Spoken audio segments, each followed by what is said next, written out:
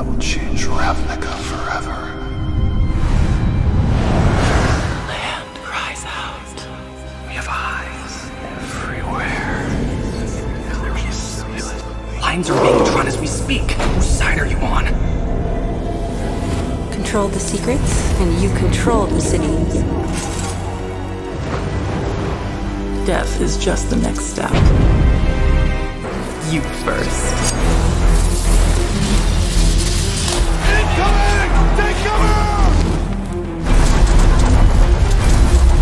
Steady! Steady! Now!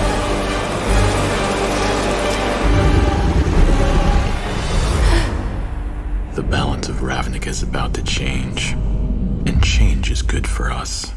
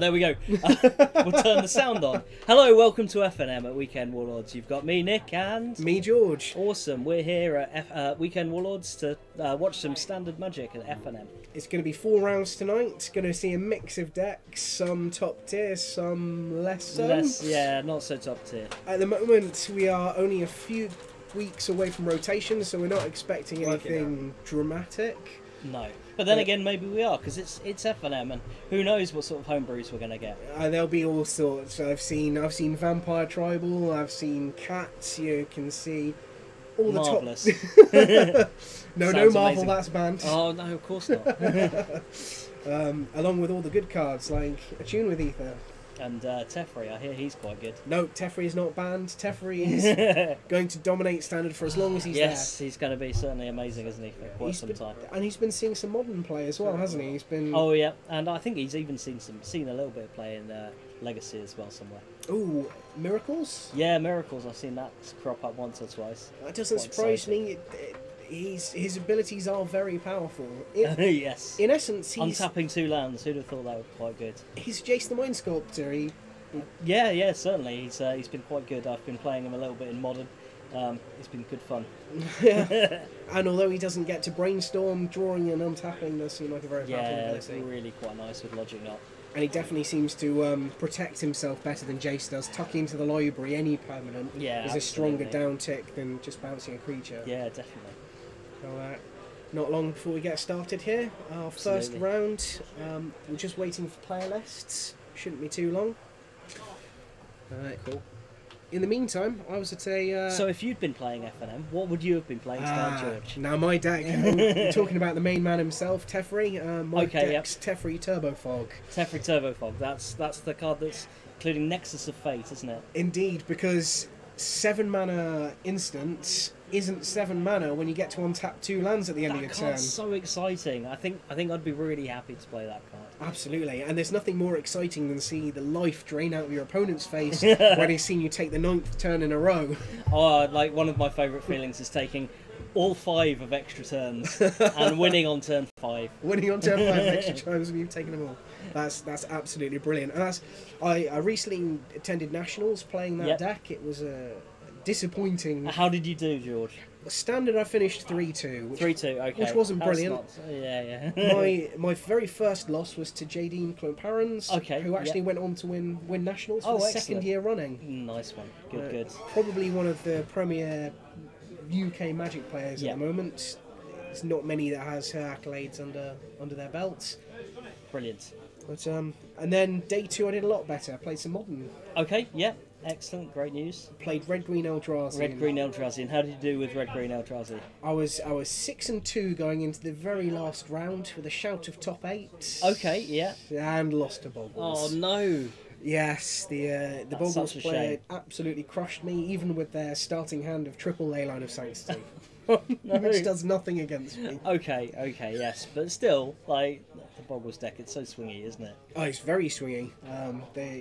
We reached a point where they were on 185 life because I just kept drawing creature after creature to chump. They couldn't find trample. That sounds like an amazing game state. What was your plan for getting out of this? My plan was to draw into my one copy of All Is Dust. Okay, yeah. Make them sacrifice everything. Which I did. Excellent. Because that gets around the totem armor, doesn't it? It does, and it gets around everything. They sacrifice all their enchantments, all the creatures. Yeah. At which point I still had Thought Not Seer in play, so I had a clock. Granted, with 185 life, it wasn't a particularly fast one. But as soon as I tapped 7 mana for All Is Dust, passed the turn, they immediately played Slippery Boggle, Enchantment, Daybreak Coronets. It's as if they knew. It's as if they knew. It's almost as if they were holding those cards. How dare they not overcommit against your one out? Well, part of that was my fault. It was me to blame. At the time, I had a Chalice of the Void in my hand. Yep. And I thought, I can't wait another turn. Right, so you could have played Chalice on 1 beforehand. And before wiping the board, in which case then they wouldn't have been able to rebuild. That would have been nice. And that was my mistake. So the pairings are just being announced. Yes. And we're putting Rob and Matt Perry on the stream. Okay, Robert and Matt Perry on the screen. Rob Talkington and Matt Perry. So the only thing to figure out is which person is going to be in which position. Yes. Let's put Matt on the... Matt's on the Game of Thrones, Matt. Yeah. And Rob on the Star Wars map. The Star Wars map, yes. Awesome. Perfect. I have some inside knowledge about what people are playing. I have a pretty good Rob is idea. on blue-white, I believe, and I assume Matt Perry is going to be something including green mana.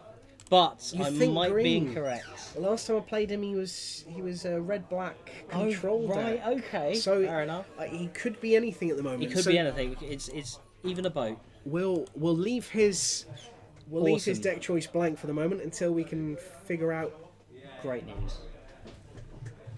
Things have changed. This is Rob's playmat is Sensei's Divining Top. So there we go. It is. So we need to swatch those names around. We do indeed.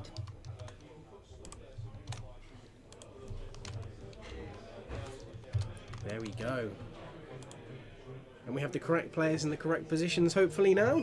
There we go. I don't but believe we need to so. change the... So this is Rob here. That's correct. Yeah. Yeah.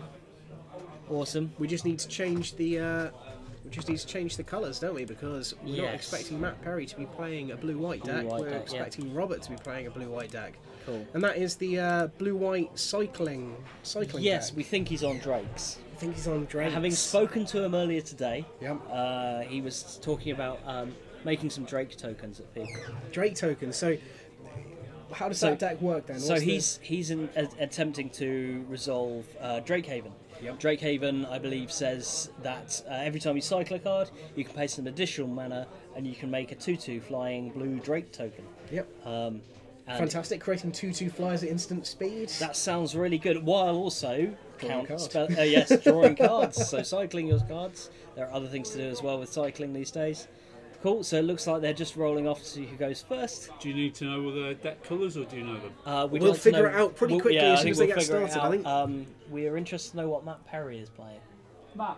No, don't ask him, because then he'll give the game away to Rob. That's the challenge. Okay.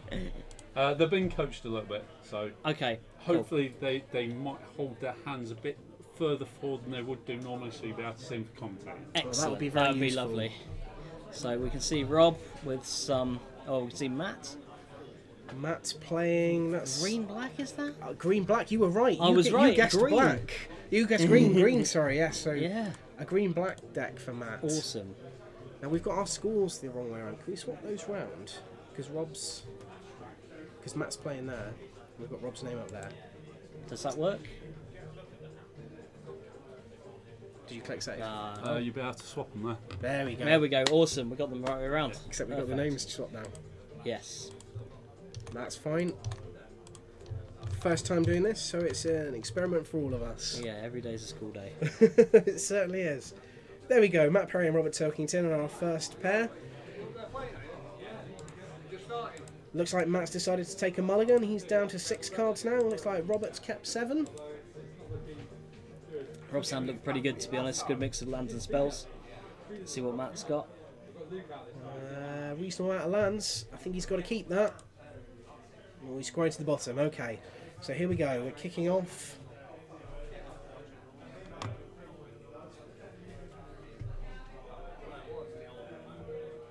And what a choice of playmats we've I know, got yeah, here. it's lovely, isn't it? Ah, good. Hinterland Harbour. Nice Hinterland Harbour. So land to begin. So he's on blue as well. So he's playing probably Sultai Climb of Dana, probably, maybe in his deck, possibly.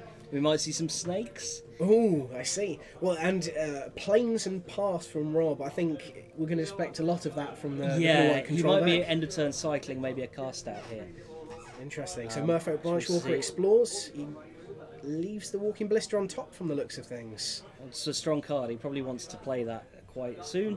It's going to deal with a lot of Drake tokens, and also it's amazing in the green-black tokens deck. You get to make some quite amazing plays with that and some snakes. And of course, you see it a lot against control decks. Anyway, decks will bring it in against control because they can dump mana into it at end of absolutely. turn. It's a good mana sink. It goes to the face as well, so it's quite good for that sort of thing. So for the late game, it scales with how many lands you've got in play, which is excellent. Absolutely. So he's played non-tap check land because of his swamp now, attacking with the Brilliant. Branchwalker. I do love a good check land. And Cool. Robert takes first blood to Matt Perry. Rob loses 3 life due to the Branchwalker swinging. What's he going to play? It looks like snake, probably. No, it's the Walking Blister. It's the Walking Blister we saw earlier, left on the top of the deck. Yeah. Of course, the snake is the card that lets the whole deck function, but even then, it's a pile of powerful cards. So Rob's gaining some life. Cycling that renewed faith, end of turn, drawing him a card, gaining 2 life, passing the turn straight back. Well, this is what we're expecting, really. So the blue-white deck's quite reactive. It's got a lot of cycling cards. Yep. It draws cards at instant speed. It functions quite a lot at instant speed. Interestingly, Rob doesn't have 2 blue open, so he may not be ready to counter anyone's spell. But the blue-white cycling deck does play countervailing winds. 3 mana, only right. requires a Okay. single blue. Counter target spell unless its controller pays X, where X is the number of cards in your graveyard. That's quite So he nice. has essentially a sensor up at the moment. yeah, he also currently has a sensor up at the moment as well. He The does. sensor does indeed have cycling also. It certainly does. It's quite an excellent card. Looks like Matt's just passed the turn back to Rob. He plays his land and passes. I like Rob's choice of lands here. He's gone for the unhinged basics and the original glacial fortresses. See, I'm sat here on Matt's side with the new Dominaria check lands. Oh, I'm not so sure. End of turn, It's- pump the Blister for It's 1. all about the glacial fortresses that look like glacial fortresses. That's true. I'll give you that. That's fair. But I like the artwork of the drowned catacombs, and you can't mix artworks. We couldn't have Dominaria lands. No, and- I absolutely agree with you on this one. It always slightly upsets me when I'm playing a mix of lands. Of course, Robert, Any the day. control deck, holding up that key 4 mana for that lovely instant. Exile Yes. all attacking creatures. Is he going to do it? Are we going to see the Settler Wreckage? No, we're not. He's got more life total to play with Yes, before he he's got does. to pull Yeah, that trigger. absolutely. The only point in life that matters is the last one, after all. Although he does have to be careful because that ballista does ping and go to face eventually, so he can't drop too low. 4 mana though does let you draw some cards. That's excellent. So he's playing Hieroglyphic Illumination there to draw some cards. This is right. Okay. Ooh, there's the Fumigate. Although it does.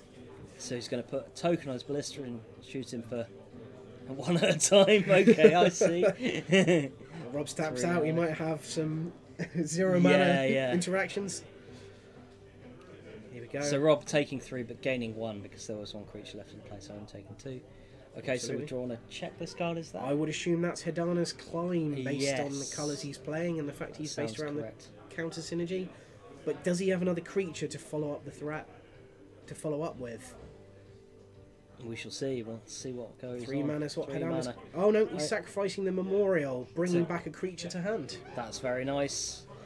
That's very good against control decks. 'Cause It's the obviously return of like- the blister. Absolutely. It's some recurring engine that you can play out of your lands. Good old mana Pingy P sink. gonna bring back. Rob's really motoring here though. He's up to 6 mana. His what deck really starts shining after quite some time. Doesn't What are it? we expecting him to do with that mana? Oh, Obviously, draw place- more cards. a the, search for the Azcanta. answer, Blue Magic, is draw more cards. Search for Azcanta, definitely doing that, and providing some much needed card advantage. More mana, more cards means more mana and more cards. Yeah. And this man playing on a Sensei's Divining Top playmat is doing all the nothing. Unfortunately, there's not a lot of formats you can still play since he's Divining Top. No, it is there, it's Nick. pretty much Vintage and EDH, I think. Ooh. Commander. Very sad. Although I'm not I'm entirely unhappy to I'm see quite it. pleased that it's not being played in Legacy anymore. That card did take quite a while to play against. Combined with Counterbalance to Oh. continually rearrange the top of Yes, your deck. and we've seen Miracles be really rather good in Legacy again. And now we have the Brontoton.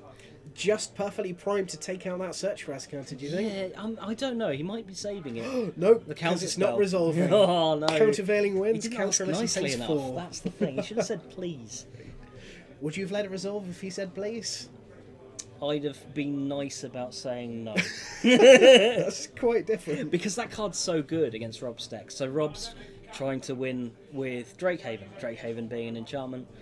Thrashing Brontoton, destroying the enchantment. Thrashing Brontoton, such an amazing card.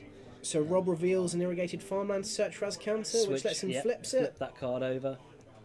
That's going to provide him quite a lot of advantage. Okay, so he's going to Cast Cast. out.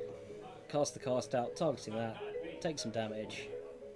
These rid pings of are it, certainly though. adding up. Rob's already They are, down to yeah. 6 life. But Rob is playing some life gain, so he's playing some. What was the card again? Renewed Faith. Renewed Faith. So we there can go. cycle it for 2 mana and gain 2 life, or we can cast it and gain 6 life if it reaches that point. That's going to provide a little bit of a buffer, just if needed. And In it's an an instant emergency. as well, so he can cast it when he needs to. So here's Matt following up with the Llanowar Elves and Hidana's Climb, which will grow that elf. What do we think of Llanowar Elves in the Sultai Snake deck? I think it provides essential ramp in the Yeah. early turns, plus combined with Hidana's Climb, it can get out of range of Goblin Chain Whirler. And there we go. He's countering the Hidana's Climb with a Sensor. Is that Sensor? No, he cycled a Cycled Sensor. the Sensor in response and then countered it with Countervailing Winds again. Countervailing Winds again. Excellent. Counter unless he pays something like 8, I think it is now. Yeah. Wow, that's quite He's not good. going to be playing that Reminds anytime me soon. of, yeah, Circular Logic, was it? The old card that you counter or something? The number of cards you know. I believe that was the card. I'm not certain. I played it in my Threshold deck when I was playing Standard back in the day. Wow, Showing my goodness me. age here. You are showing your age. That was Yeah, long yeah. before I was playing Magic. I started during Innistrad.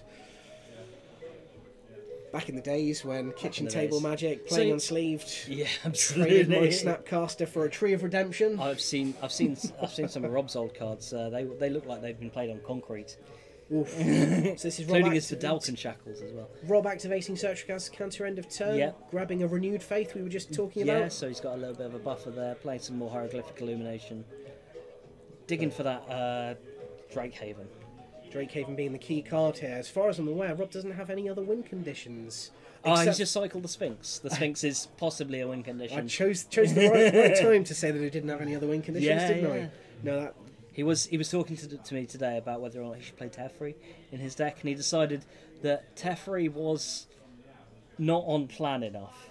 I see. So he Surely decided drawing that, cards is always on plan. but it's not cycling and it's not Drakehaven. That's true. Um, So that was Rob cycling Renewed Faith, gaining life, drawing cards. oh, do you think that Llanowar Elf's going to get there?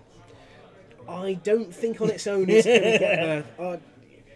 Call me cynical. Yeah. That's Rob This- revealing a so, sensor. So, and cycling sensor.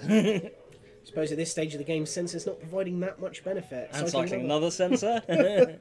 We'll chain the way through the deck. We'll find those havens eventually. Unfortunately, this isn't going to really. All these cyclers that you're putting into the graveyard, it means that when you play your Drake Haven, you don't have many cyclers to cycle again. Any risk of him milling himself out, do you think? No, I don't think so. Okay. I think he's got enough of a proactive game plan somewhere in his deck, maybe partying together at the bottom, that he'll... And there's the key enchantment As- itself. absolutely, Drake Haven comes down. So now he's got an answer. What if he's got a cycler in hand? He's got an answer for that Llanowar Elf. Even if he doesn't have a cycler, he's always got that Search for Azcanta to try and find one. True. And do you think he's playing the... I think there's an artifact that lets you play the cycling cards out of your graveyard. Yes, I certainly believe he is. I think decks like this normally play only 1 or 2 copies of it, but I've forgotten the name of the card. Oh, and here we see he's using Search for Azcanta. Search for Azcanta. Awesome. I believe in response he's been Field of Ruined, killing that flipped. Yeah, so Azcanta the Field Sunken of Ruin. Field of Ruin's such a great card. I do love it. Field of Ruin ruining the ruin. Oh yes, I see what you did there. Love a good pun. That will cut off one major form of Rob's card advantage, and here he is resolving his. Oh, he's And got he a second found copy. another Drake Haven. Excellent. And this is where things get out of hand. If he has even one cycler, this is going to generate a huge amount of threats. Yeah, absolutely. So he's going to cycle something, and he's going to make a Drake. Yeah. So he creates a Drake and then draws a card from the cycle. That seems pretty good. I'd pay 2 mana for a 2/2 Drake and drawing a card. Absolutely. If only we could do that all the time. What do you think of his choice of tokens, though? I think he's got an Arcade Post token. Ah, they're beautiful. Although a Fatal Push will take out that very first Drake, so this Yes. Llanowar Elf might get in for one more damage. One more point of damage. Come on. Oh We no, can get because there. of course that was the end of turn. So my personal choice here would be for Matt Perry to win. He's playing Green Black Snake, one of my favourite decks from recent Standard. No, Rob's I deck think would that be my advantage. deck. Oh really? Oh look at that triple Drake Haven. Oh, goodness me, it doesn't get any worse than that for Matt. Oh, everything he cycles now, he has the opportunity to create 3 Drakes. Yeah, absolutely. So I've actually been stopping playing the Llanowar Elves in the Green Black Snake deck and placing Have you? Servant of the Conduits, because so many people are playing Walking Ballista. And Goblin Chainwhirler, obviously. Yes. Here There goes. we go. 3 Drakes at instant speed and draw a card. Cycling that counter 5 spell. mana. That seems pretty powerful. And this is really the end of the game for Matt. I think there's Yeah. probably not that many cards in his deck he can draw that gets him out of the value Rob is now generating. It's definitely some value. Life total very quickly drops down to 14 from those 2/2 Drakes. Passes the turn back. Doesn't need to do that much else in his own turn. This is very true. Benefaction of Ronus was that card, I believe. Benefaction. I don't know what that card does. Have we got a copy of it? Goodness me, so Benefaction of Ronus, it is, I believe it's, searches up creatures, reveal the top 5 cards of your library, you can put a creature card and or enchantment into your hand. So essentially in this deck he's looking to get Hadana's Climb Yep. and a creature out of the deal. And there he 3 mana goes. for He that. gets a Jade Light Ranger out of it. Not quite the value he was probably hoping for, but I suppose it digs him through the deck. We've just been advised that we didn't start the timer. We did not But start it's with it's starting off the game. So it is running on the game. Okay. So that should be fine. We'll remember that for next we'll round. keep an eye out. As we yeah. said, this is all new to us. Yes. New to us here. So he's found what is that on top of his library? I'm trying to work out what that card that's is. a very good question. Some spicy ones in this deck. I I knew we'd have some spicy cards. That could Is that an be an artifact? Orazka Relic. Narazka Relic. Now, Orazka Relic, I believe, is a mana rock. Yeah, that sounds right to me. That if you have the City's Blessing, Oh right, yeah. you can sacrifice it to gain 3 life and draw a card, I believe. Excellent. That's Cool. what it appeared to be, anyway. That's an interesting 1, 2, 3, 4, 5, 6, 7, 8, 9. He definitely does have the City's Blessing if he chooses to cast it. He left it on top of his library. Awesome. And what do we think that the Razka Relic is in the deck for? I think it's got to be there for ramp. The drawing a card. And do you think he's playing some big spicy cards then? If he's playing a little bit of ramp, so he's playing the Llanowar Elves, he's playing the Razka Relic. We've certainly not seen the standard stuff that we'd expect from some of the Green Black Snake decks out there. Might we expect something like Vraska? Big 6 mana threat for the If you're asking me, I'm really hoping for a Sandworm convergence. Sandworm convergence would be so good. Sandworm convergence would lock down those drakes. Yeah. And we were just discussing Rob's other win conditions of The flyers. Sphinxes as well, more flyers. I would really love to see a couple of Sandworm convergences out the sideboard of Matt Perry's deck. That would be absolutely amazing. If only we had cameras on Rob's face if that Sandworm convergence came down. We've got to be careful because they're just about in earshot, maybe, but Sandworm convergence, it's the truth. That's the trick. That's the trick. If you happen to be in a meta which is all these We're just peeking. so if it's all these cycling decks, then Sandworm convergence is the tech. So I've actually picked up a few recently as well for my legacy deck, because nothing's better than Nick when my Fair. opponent casts Show and Tell. They put an Emrakul in play, and I put a Sandworm convergence into play. Sandworm convergence obviously saying that creatures with flying can't attack you. That's quite good against those sort of decks. Now you notice. There we go. Let's scoop up. It looks like a concession. It is a concession. First game goes to Robert Torkington. Matt Perry could not find his way out of those large number of drakes. So what do we think about sideboards here? Now, sideboard for Rob, I believe he transforms into more of your stereotypical... I can go spot for you if you want. You could go and spot. Cool. So I'm going to leave you here. I'm going to Yep. go find out what people have sideboarded. And I'll enjoy. You can report back. And I'll report back to you. Now, if we want to take a slight guess at what they might be sideboarding, you have to expect Matt Perry. He will be on... He will have, I believe, a number of duresses. You could potentially expect Lost Legacy. These are the kind of powerful cards against the control deck. You want card advantage, so maybe more Vraskas come out of the sideboard. Robert's deck doesn't have that many counter spells. He's all on the Cycling Drake plan. Ooh, now that was a spicy card from Rob. I think we saw a Nimble Obstructionist there. That being a card that you can cycle and stifle something. You can counter a target activated or triggered ability. I saw a Nimble Obstructionist flashed at the camera, was that? Yes, there that was Rob indeed a bringing that nimble instructionist it's being shown there. He's got some torrential gear hulks and negates that he's looking at as He well. transforms into more of your stereotypical control deck. His post board. Do you think he'll be bringing that in here? I think so, yes. Okay. It seems quite good.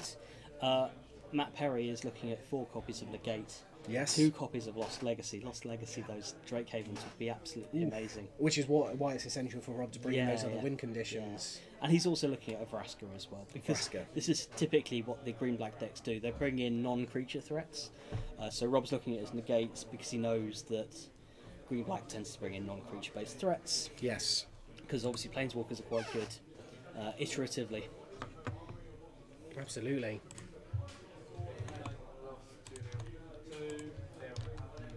Just updating the bars at the top. So we have the first blood here. The first game goes to Rob on his control deck. I think it's fair to say it didn't really seem like Matt had much of a chance there, unfortunately. Yeah, absolutely. It just sort of got out of control for Matt. So I have played a fair amount of this matchup against Rob. Yep. Playing the green-black snake deck, and you really need to get out the gates early. As well, he plays some spot removal. So if you've got what's the card?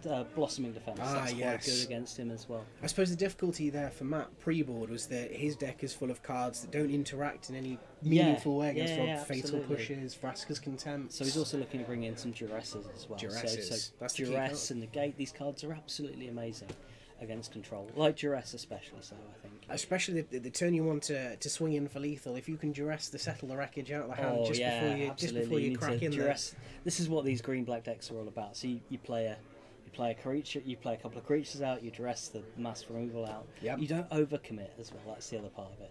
And Walking Blister is very good at not overcommitting. You instead of putting more creatures on the table, you get to grow your Walking Blister. That's essential. And I mean, I think the only point of that game where Matt seemed like he might have been maybe pulling slightly further ahead was the time when he was pumping that ballista and attacking. Yeah. Rob's life total was dropping. So this is true. I think that walking ballista will be key. We'll see if he can dump some more counters onto it. And of course, we didn't see the key card from Matt. Sandworm Convergence. I was thinking more Winding Constrictor. Yes, Winding Constrictor. But The reason you play Greenback Snake. Things snowball with that card very quickly. So we've got Llanowar Elves from Matt Perry here. This is the dream start for him. So Evolving Wilds, is it? It is an Evolving Wilds. Okay, cool. We've got certainly some interesting choices here going on. More Llanowar Elves. I'm assuming he's going to crack that Evolving He's going to Wilds get for up a to that swamp. Sandworm Convergence. Oh yeah, absolutely. How else are you going to cast Sandworm Convergence? Really hope he's Going to go grab a swamp here. A very boring start from Rob here. We've got 2 blue mana, enough to cast Counterspell. If 2 blue Counterspell were legal. Although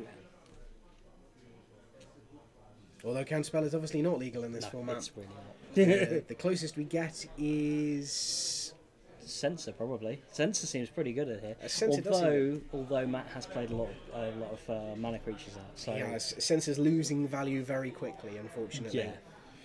I wonder if he kept them in, seeing those mana rolls. Well, I think you still keep the Censors in because you can get a cheeky spell if he's struggling for lands, and more importantly, it's a 1 mana cycler, which is very important. in Yeah, this deck. absolutely. Of course, Gets those some Llanowar 2 Elves. damage there. Who needs Llanowar Elves? Oh. Now this, I think, was a slight misstep from Matt. Maybe you should have played the Benefaction first, then he could have tapped the Llanowar Elves to pay for it. Yeah. If he attacked, because then Rob couldn't counter it there. Always, it's worth playing your spells before you attack to work out exactly what's going on. Well, often against spells control. like that against control, because when you know that they've got there. Against in the sort of aggro matchups, you probably want to attack first and cast your spells later.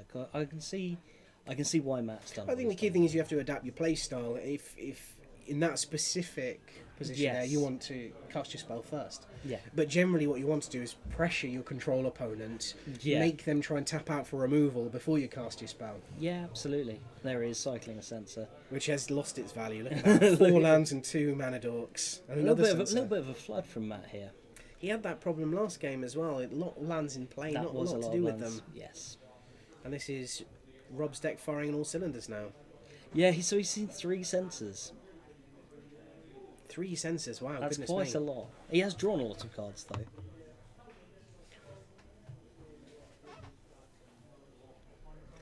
So Matt playing some more lands out here. How many cards has he got left in hand? 2 cards, I believe.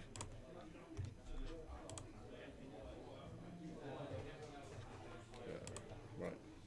Just playing with some overlay for a little We're bit. just playing There's Rob some- cycling a Sphinx. Now the Sphinx, not going to get that much done here, I don't think. It's a big, slow tap-out threat. Yeah, that's... We'll have a chat with John. We'll have a chat with John. We'll have a chat with John, see if we can get these names sorted out, maybe between the rounds. Yeah.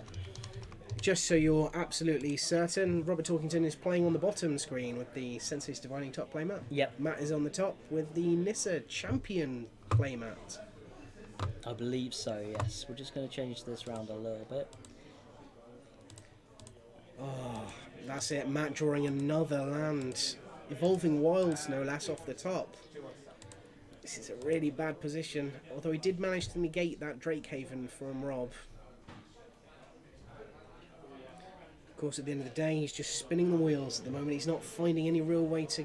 Yeah, so These I'm, elves- I'm interested as to what big mana Matt's trying to resolve, because obviously he's got quite a lot of additional mana ramp going on. He does. We haven't seen any of those giant game-ending threats come down yet. And so it'll be an interesting one to have a chat. I'd like to see, I don't know, I think a Carnage Tyrant would be quite exciting to see out. That would certainly put the brakes on Rob's deck a little bit. Of course, Carnage Tyrant much better against the blue-black control decks, Yes, the targeted removal the decks. targeted removal. The white deck has access to both Fumigate and Settle the Wreckage, which And are answers. blocking it with a pile of drakes. I mean, bear in mind, it only takes 3 Drakes to trade off with the Carnage Tyrant. Yes, yeah, absolutely. When Rob's deck is firing, 3 Drakes is not difficult to make. No, absolutely not. Come on, Matt, find a key threat here. Sandworm Convergence, one time. I mean, these Not elves... that we even know that he's playing that card in his deck, but it would be so good to see. Did you see anything out there? by any chance? No, I actually didn't see anything of their decks. I only saw pieces of their sideboard. Okay, So- I'd be very surprised if he was playing that card. Yes, I believe so. They're Rob gaining 2 life and drawing a card. Undoing a turn of those Llanowar Elves attacks. So Matt here drawing a walking ballista would be quite nice. He's got a lot of mana put into it. I believe he just has as well. Has he? It looked like an artifact to me. Now, how much would you be casting your walking ballista for here? Would you be tapping all your mana for it? So he's played 3. You've seen 3 sensors so far. Yep. I think leaving. You can't play around some of the counter magic at all. But if you're Matt, you probably have to worry about. I mean, countering it unless you pay 3. I mean, the main counter spells that Rob's deck plays is that one, Countervailing Winds, which number of cards in graveyard. You can't play around that at all. Not with the amount of mana you've got, unless you've got a negate. So this is it. Matt Perry might here have a negate, but he doesn't, unfortunately, because I did see him boarding 4 in. Oh, and that's a. It would have been miss. nice to. It is. It would have been nice to have a negate right there. Because it would have meant that. Isn't it lovely when you're the control deck and you just have all the answers all of the time? But when you're drawing that many cards, you do have all the answers all the time. That's true. Unless you're incredibly unlucky and draw literally all of your lands. I mean, at the end of the day, we're looking at Rob's deck. His answers are overcosted. Yeah. Countervailing Winds is, as a counterspell, subpar to disallow. It is, but when you've got the synergy that's going on in that deck, that I think it's quite good. It provides like that. Just when you look at it, yes, against disallow, it's not great. Does it cycle? Countervailing Wind cycles for 2. Countervailing Wind cycles, which means it works nicely with the Drake Haven. Ooh, there's the big threat. There's the big Arcades. Muldrotha. It's Muldrotha. Muldrotha. We have a 6-mana legendary creature. You can tell by the new card frame. I didn't realise we were going to be streaming Brawl. Sultai 3 colours and 3 generic mana. It lets you play things out of your graveyard. It lets you play a card of each type out of your graveyard each turn. Oh, that's some value right there. Hence why Matt is now negating the Fumigate out of his graveyard. Oh, that's so sweet. I love that. Brilliant. Oh. And Rob didn't see it? Oh no, he's got the count. He's drawing card. Oh, actually, was that negate? No, that negate was played from hand. Muldrotha only lets And Rob scoops it up. Negate only lets you play permanents from your graveyard, so it wasn't from the graveyard, but the negate came from hand, and that was a game-ending threat. That was a game-ending threat. Rob can't deal with the tempo. A 6-mana 6/6, and the card advantage you get off the off being able to play a card type. That's so amazing. I love it. Walking Ballista is an artifact. Yeah, and it's in my favourite colours as well. And that's the thing. If when Muldrotha's down, you play Walking Ballista. Yeah, that's the artifact. Your opponent tries to remove it. Yeah. You ping them. It goes back to the graveyard. You just play again out of the graveyard the next turn. Yes, so good. The continuous stream of value from Muldrotha is ridiculous, and Rob wasn't able to find enough of an answer there. I need to thank Matt Perry for playing this deck afterwards, because that was the sort of thing that makes me so happy. Recurring advantage engines, just they make me smile. It's exactly your kind of deck. It is. I love a good rock deck. The archetypes of the rock. I was just thinking this is very reminiscent of Jundi. Very Jundi. Just continuous advantage. Yeah. Every single card seemed to be a 2-for-1 in one way or another. It's just you build up that advantage over time. Yeah, absolutely. So good. Of course, those type of decks have in the past struggled against. So happy. I'm sorry. I'm gonna have to go say brilliant. No, I'm rooting for Rob here. Oh no, it's Matt Perry's my boy. I know Rob's draw-go control deck with a janky, you might say, win condition is exactly the way I like to see it played. When I play control, I prefer my win conditions to be windmills. I'm much more of a fan of... You're not a Nephalia Drownyard kind of man. Oh, either windmills or horrendously miserable for my opponent. I have fond memories of playing Elixir of Immortality Control. Oof. That was. So do you like Punishing Fire? You want to talk about I slow, grindy way down? But the problem with those decks is they tend to win 1-0. That's true. Not really. Ooh, and look at that! Not just an fashion. Unhinged island for Rob, but signed by John Avon. Yeah, look at that! The man himself. That is beautiful. He does some excellent lands. They are quite stunning, those lands. But he's not very good at Magic. Have you heard why he's not very good at Magic? Because he only ever draws lands? Exactly right! Exactly right, I love that joke. Believe it or not, I'd heard it before. Yes. Probably from me. I imagine the majority of people have probably heard that joke before at some point. Of course, he is a legend. The amount of money that man has made from his recent Kickstarter selling playmats. Those Wow. playmats have been lovely. And then I think my favourite artwork of his in recent time has been the new Horizon canopy. That card's so nice. The invention one, the expedition. He did the expedition artwork, I believe. The newer Horizon. But then the canopy new than that was Horizon by canopy, Noah the Masters. Bradley. Oh yes, that one's The lovely Masters. too. Oh, because I went to GP Birmingham, I believe it was, Yes. where Noah Bradley was there. Okay. Attempted to find the man to buy a playmat with the Because artwork on, yeah, I remember this. and he didn't have any left. And they'd sold out already, I believe. And this was by 10 o'clock in the morning yes. on Friday. The first day of the GP, 10 o'clock in the morning, he'd already sold when them did doors open? Doors must have opened at 9 or I something believe so, like that. within Yeah, an so hour within they an all hour he'd sold out. all. So here's the key threat again, Walking Ballista, Walking one Ballista. counter.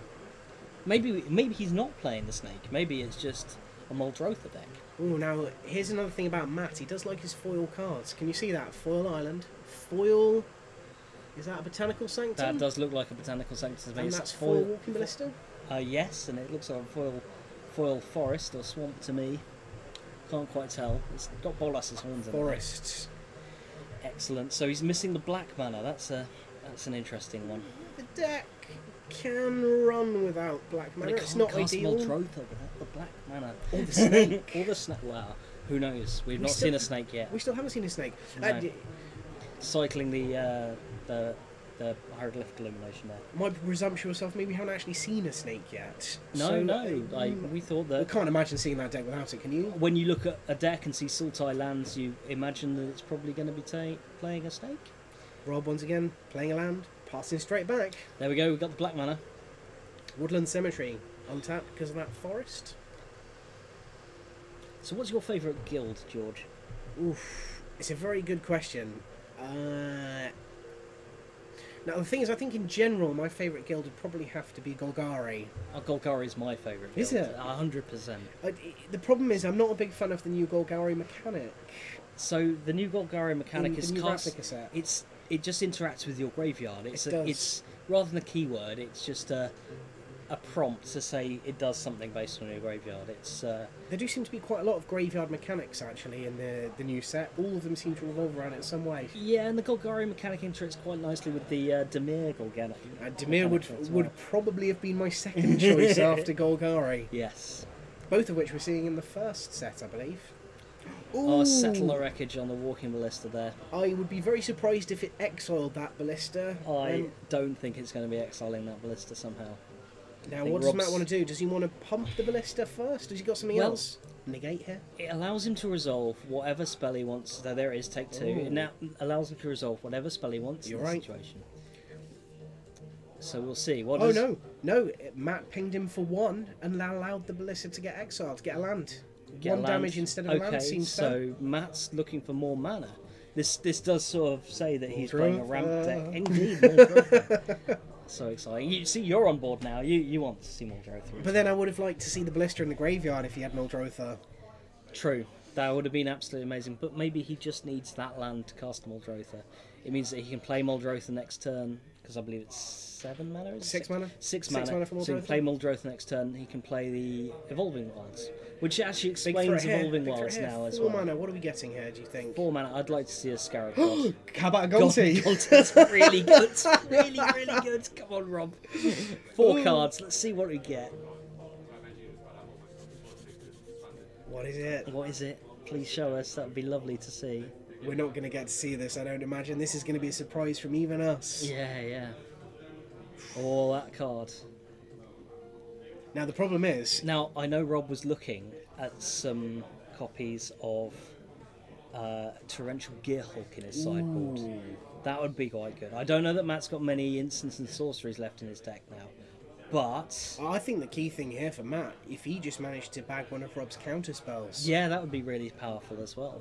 Absolutely. I think that's what I'd be looking for here if I was Matt. If you can pick up something like oh, imagine getting Rob with his own sensor. Can you imagine that? Oh yes. The Drake Haven. Oof, that's going to be Okay, so difficult. that's in there. He's only got 2 mana up. He does have those main deck Thrashing Brontodons. Thrashing Monstodon is an answer. He may very well have brought in more answers for it out the sideboard. Yeah, Maybe yeah.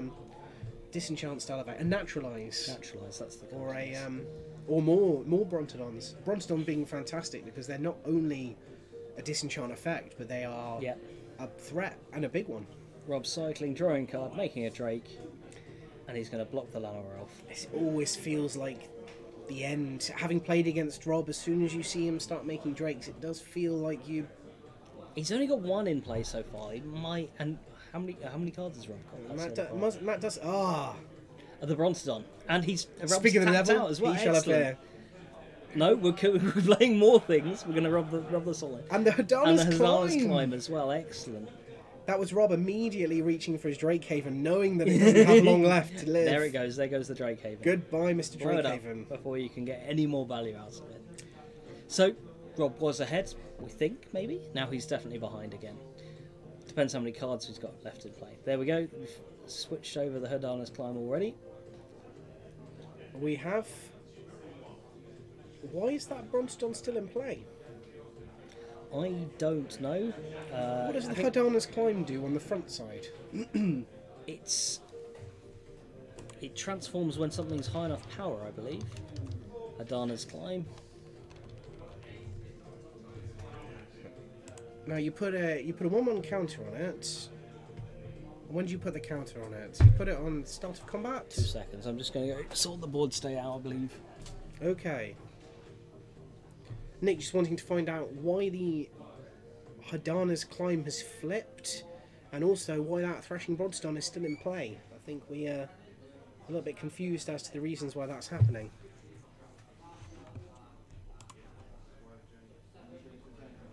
I wonder if we might... Oh, I think he's just confirming. Matt's probably just reading his card.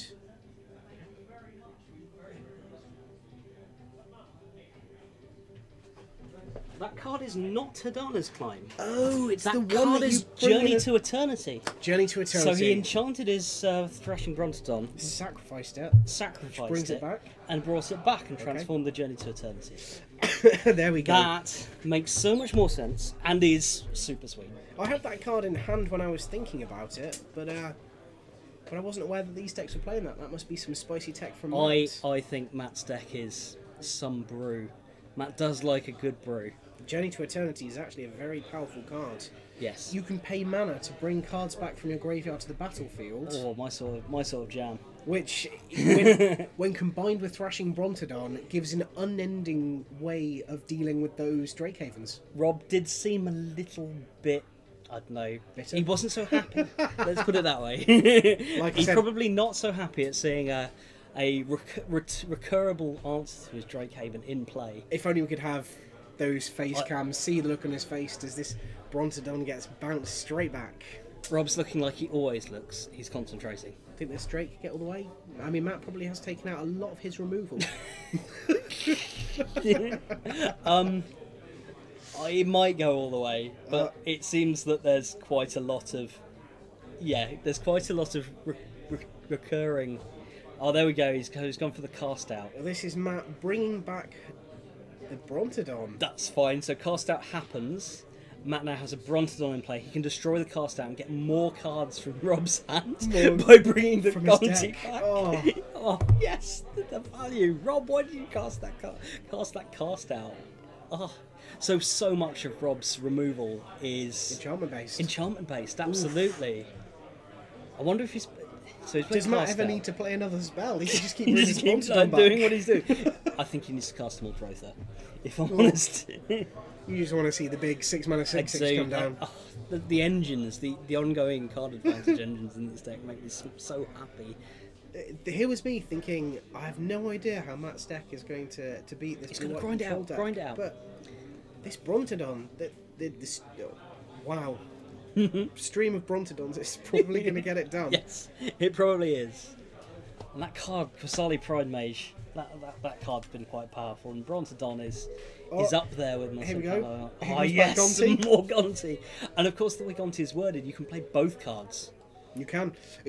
When Gonti dies, leaves the battlefield, you can still keep the card. You can still play that card. Yeah, so yeah. Eventually you can just build a stack of Rob's best cards. I've just looked at Rob's face and he's still concentrating. It's still the same expression. Now, Now, unfortunately, those extra threats that Rob brought in out the sideboard, those Gearhulks, And those Gearhulks are also they're artifacts. artifacts. They get blown up by Brontodons too. I think so. The only answer we've got here is the Sphinx. It would be nice to see something with reach, I think, or something with flying out of Matt's deck. Tell you what, Rob really needs here. We need surgical extraction reprinted. Yes, there's not all that much graveyard removal in blue and white in standard. I think there's only the artifact. There's the artifact, isn't there? The one that blows up all graveyards. And there's another one that lets you exile specific cards out of graveyards. Okay, yeah. But that's about to rotate in 2 weeks' time, I believe. Oh, there's the so in black we've also got the pirates, who exile cards out of graveyards and gets +1/+1 counters on itself. Oh yes, you're right. The 1 mana 1/1 pirate that can exile 2 cards from an opponent's graveyard and explore. And we've got the green dinosaur as well. Ah yes, the green dinosaur. I'm sorry, I'm absolutely terrible with card names. I know what they do. Deathgorge Scavenger. Deathgorge Scavenger. That's the name of the dinosaur. Yep. That thing unfortunately cannot be played by Rob's No, blue-white deck. it can't. So we'll see. Rob probably, from what we've seen, we saw one Muldrotha. There's the Nimble Obstructionist flashed in end of turn. So no real value out of that, just more flyers. Oh, this is... But maybe flyers will get there. Maybe. Matt does have a lot of power in play. What's that? 3, 6, 8 power in play. Rob can't... Ooh. So... but they're both at 9 life. Matt can also bring back the hostage taker at instant speed here. What do you think he goes for? I think he goes for the token. I think he gets rid of the token. You don't think... he's gone for the Obstructionist. That's an interesting one. So if Rob actually has a removal spell, he can now have an Obstructionist trigger. Does it have an interplay trigger? No, it doesn't. It's just got a cycling trigger. It's stifle and cycle. Relatively safe. Sorry, I thought it was a... And obviously he's doing that instant speed end of Rob's turn. So, so powerful. Do you think we're going to see him cast the Obstructionist from under that hostage taker? That would be good. It gives him a flying blocker. It does give him a flying blocker. This is... the writing's on the wall here for Rob. He's got no way out now. It's that ongoing advantage. Rob's probably boarded as if he was expecting Snake. And instead he's found some green-black rock deck. I really hope Matt's playing like that, something like the... I mean, you look at all these cards, Gonti, Thrashing Brontodon, Hostage Taker, Muldrotha. None of these cards interact with the Snake. So maybe there is no Snake. No, maybe there is no Snake. We haven't seen one, so... No, we looked at the mana base and assumed he's also playing Jade Light Ranger. That does to some extent. This is a Sultai value deck. Sultai Reanimator, yeah. I would call it. This is quite spectacular, actually. I'm feeling... Oh, I do love a good Reanimator deck. It's hard not to feel sorry for Rob. Do you think he's playing the Scarab God in his deck as well? That would be Scarab quite cool God as well. Does interact in a similar way, but it doesn't work particularly well with Muldrotha because Scarab God exiles out of the graveyard. That's very true, but it does mean that you can still play the Scarab God out. Well, Scarab God does go back to your hand after it goes to the graveyard, doesn't it? Very true. Rob taking some damage, going Here to he is, one. life. That all-important life point. This spells the end, but like we said, last point is the only one that counts. Yes, absolutely. Drawing more cards. I feel like this is desperation from Rob. Do you think he's going to cycle here as well? I think he should. I think he's trying to find a fumigate? I think he might have already found one. If he stopped cycling cards. Tax. And we're going to see so he takes the damage. It looks like I would hope a board wipe. There we go. There we go. Okay. Excellent. The board wipe is happened.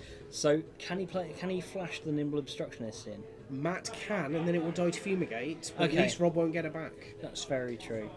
So we'll see if that But happens. of course, Matt can bring cards back from his graveyard. He's got 2 cards exiled. They don't seem to be counter spells. So, oh no, he's not flashing it in, so Rob gets his Nimble Obstructionist back. Ooh, that's interesting. There it is, the Sphinx. So that's lethal. That's 7 mana in the air. Yeah, that's quite a lot of mana. Let's see what Matt could play here. So he's going to return something to play. Gonti, probably. Or Hostage Taker? Or Hostage Taker, yeah. Hostage Taker seems like a good shout. He has not tapped the... There it is, I think he's... Okay, he's bringing the Hostage Taker. He's taking the Obstructionist. And he's playing the Obstructionist, yeah. Rob's really going to struggle here, I think. I tell you what, Rob needed that last turn instead of Fumigate. He needed to settle. Yep. Exile him. Can't bring him back from the graveyard after exiled. Yeah, and if you're Matt, do you attack with everything in that situation, or do you hold a few things back? Because you don't need to attack with everything. I mean, we don't know Deal what one Matt's damage. hand is. He could That's have counter very true. spells. And also those 2 cards from Gonti as well. They probably aren't counter spells, because I feel like he would have probably countered the Fumigate. That's very true. Oh, Ravenous Chupacabra. Excellent. There goes the More Curator. enters the play abilities. Now you can see that being very good. This deck reminds me of Goes back to 1 life. Rexer, the old recurring nightmare survival of the fittest deck. And there's no real ways to tutor things out, but it's definitely got the recurring nightmare feel to it. It's got that feel. Nothing is quite as broken as Survival of the Fittest. No, nothing quite as broken as that card. Recurring Nightmare is one of my favourite cards. I would be surprised if Rob even had one more turn. Some Brontodon, yeah. His cards are placed neatly behind his lands. His hand, I think that means he's unlikely to got anything that matters. Yeah. He's looking at his hand. I saw an island in there. He's only got 2 cards. Oh, What's the other card? I'm so happy that Matt's deck is winning. If Matt attacks with everything here and Rob settles, we could be... yeah, we could be on for some more turns, definitely. However, I think when he's at 1 life, Matt's gonna attack with everything. This is what I What would you do in this spot? Would you attack I'd attack 2? with so Rob's got 2 cards. I'd attack with three creatures. Creature of choice? So the creature I would leave behind is the Brontodon. So Matt's respecting it. He's only attacking with 2 creatures. Oh, there we go. Okay, so he's recognised that threat. Now, I'd have attacked with the Obstructionist. Yeah, I'd possibly attack with the Brontodon as well, because there's no targets to sacrifice it to. So I would leave Brontodon back because you don't want to get that exiled. No, you don't. All Rob's way to win the game, you need the Brontodon to deal with. Yeah, absolutely. But I feel like attacking with Rob's own Obstructionist is probably best. Because all of Rob's creatures fly as well, so the Obstructionist on defense, like on attack, really doesn't help if Rob draws a creature. Yeah, that's true. So Drakehaven. He's got that Brontodon in place. And then he's going to wait for Matt to try, or he's just going to go for it. Cycle, make a creature. I think Matt's going to blow up in response. I think Matt's going to blow up in response, because you don't want Rob drawing more cycling cards. He's going to. Looks like he's cycling again. Yeah, cycle a Sensor. Sensor doesn't do very much in this situation. I feel like Rob's clinging on here, definitely. He's fighting against the tide. He's one man against an ocean, it feels like. An ocean of... Can I have a look at your graveyard, please? Which one of these glorious cards do I fancy bringing back? Gonti. Yeah, Gonti. Every time. I'm interested in what those 2 cards are. I should have had a look while I was over there, but... Once the game is all wrapped up, you'll have to go out and ask Matt what he took from Rob's deck. Yeah. Or maybe you'll flip them over. Oh, and yeah, we'll that see. would be lovely. This deck's so cool. So brilliant. Here we go. Attacking with both here? Yeah. Yeah, definitely. Because you can't get through. You need to try and win the game, I think. Is that it? Are we going to see a handshake here? Something's happening. Something's happening. So it's a gain some life. He's casting gain 6 life. Gain 6 life. That's enough. Oh, he's been negated. Yes. Excellent. The life gain spell negated, and that is the end. What have we got? Sorry, What have we got? I'm not biased here. Fumigate and a Sphinx. Fumigate and a Sphinx. Excellent. Curator of Mysteries, is that? Yeah, I think that's so. the one I believe he's got. Wow, goodness me, that was quite the. Excellent. That was a brilliant game. I'm so happy that the Sultai Reanimator won. Sultai Reanimator beats Drakehaven. It certainly does. And hello to you, Josh. Hello, nice Josh. How's it going? All good. Just gonna wave at you because you waved. This is the sideboards. We have. Oh no, this is the main deck. So D-sideboarding. D-sideboarding yeah. You'd expect those. Some nimble obstructionists, yeah. He's going through Gonti. No, that appears to be in the main. Well, it's an enter the play ability, so it's going to be quite good with growth through. It's going to be quite good with the enchantment as well.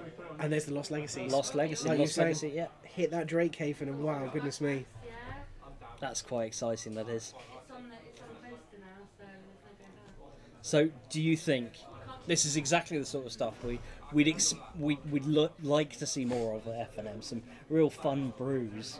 And that's the difference between playing down at your local store on a Friday night, and playing at PPTQ or a GP. Absolutely. Although at GPs you do see a whole bunch of. Some people like to go rogue. Absolutely. Play whatever they want to have some fun with. You're one of those rogue players, aren't you? Nick Fit and Legacy. I don't tend to play them at really big tournaments, but I do tend to play them for a bit of fun now and again. So I think that might have gone to time, might have gone close to the end of the round. Excellent. So we're going to find out who our next feature match is going to be. We'll let you pick off this beautiful list. Excellent. Thank you very much. You may keep. And actually, while we've got you here, John, can we just sort out these names? They're reversed. So we're going to go briefly to break, and we'll sort out a few issues with our put an ad up overlay. for me, and I'll come out and sort them out. Perfect. So 2 seconds. Right, we will just move to an ad break while we. I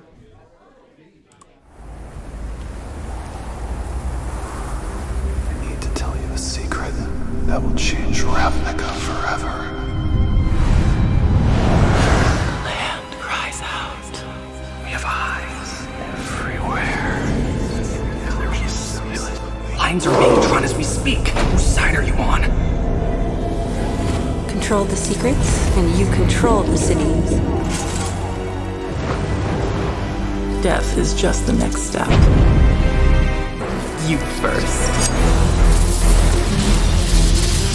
Incoming! Take cover! Steady! Steady! Now!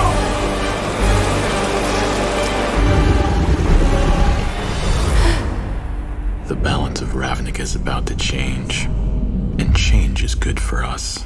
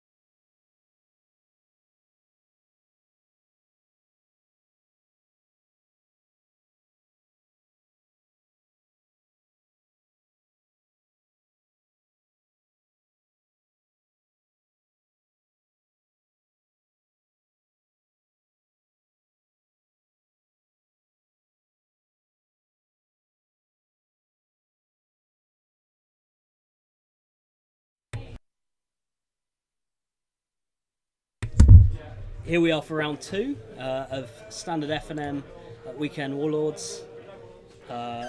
This is our top table. So this is Kevin Saunders against Alex Pegler. So what do you think people are playing in this round? So last round we saw Sultai Reanimator against Drakehaven, 2 decks that I wouldn't have normally expect to see in standard. I mean, the cards exist to build them in standard, but I want to talk about decks you wouldn't expect. What I can tell you here, bit of insider knowledge. Yeah.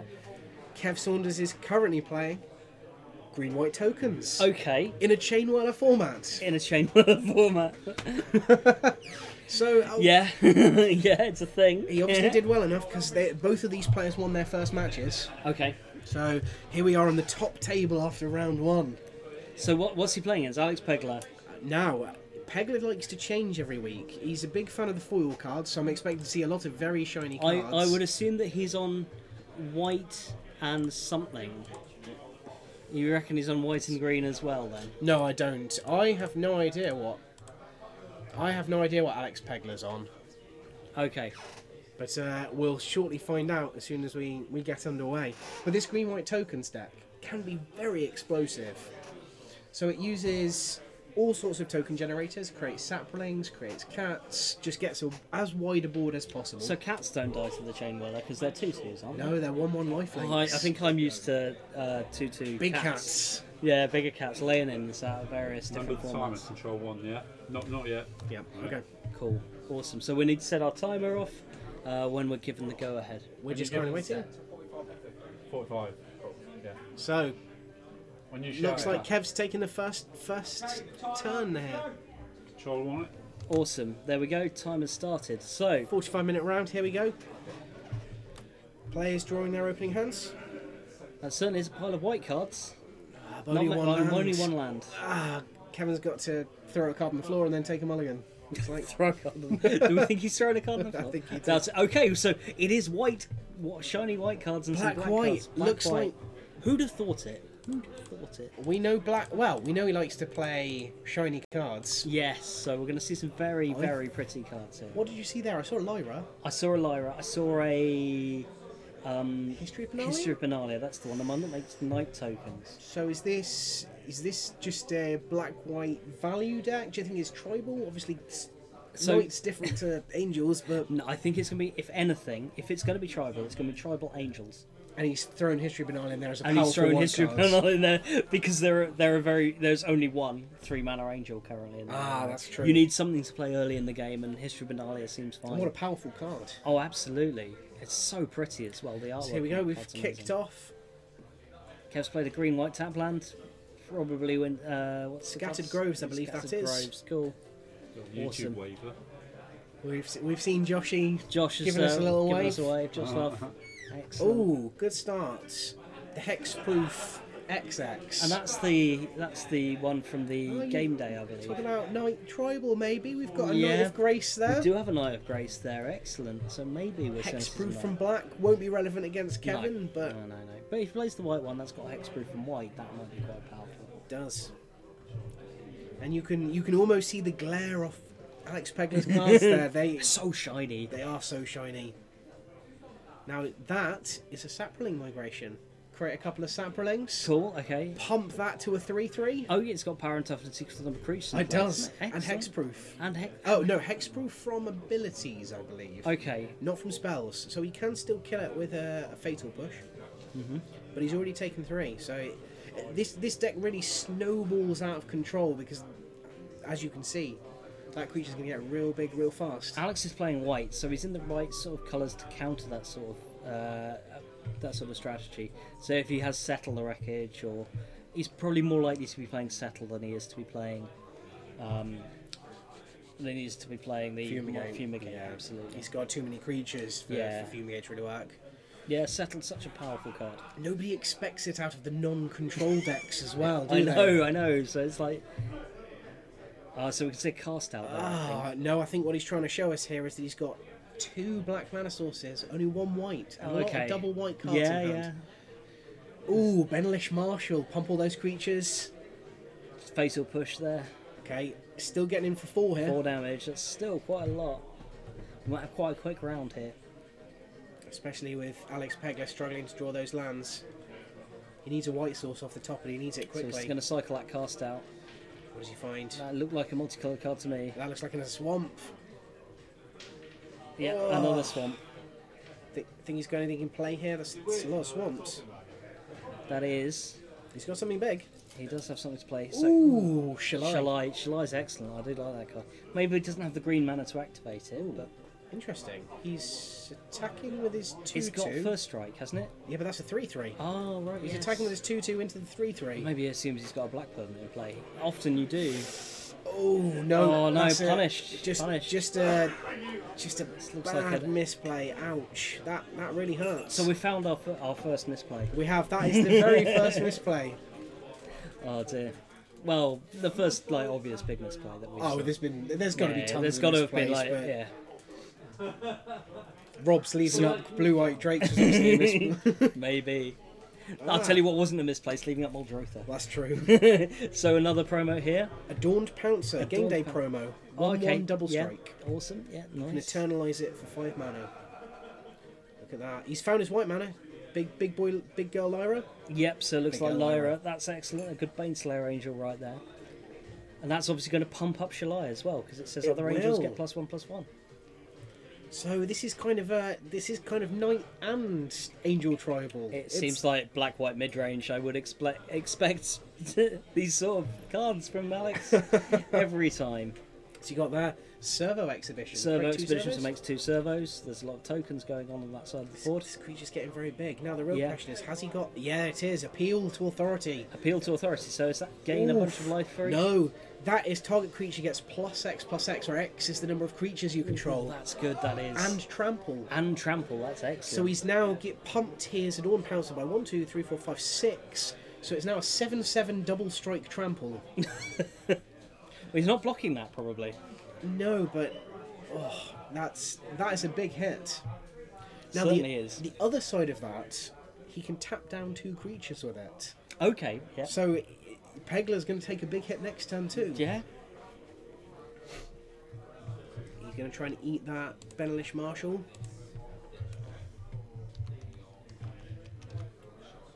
Oof. Goodness me. So he gains the 5 life from Lyra, and now they're adding up how much he's going to take. So I think that's 14 off the bouncer, and another 4 off the tokens. He's going to take 18 here, I think. 18, wow. 4 life. That's such a big swing as well. Oh, maybe appeal to authorities each other creature you control. Let's just quickly check that.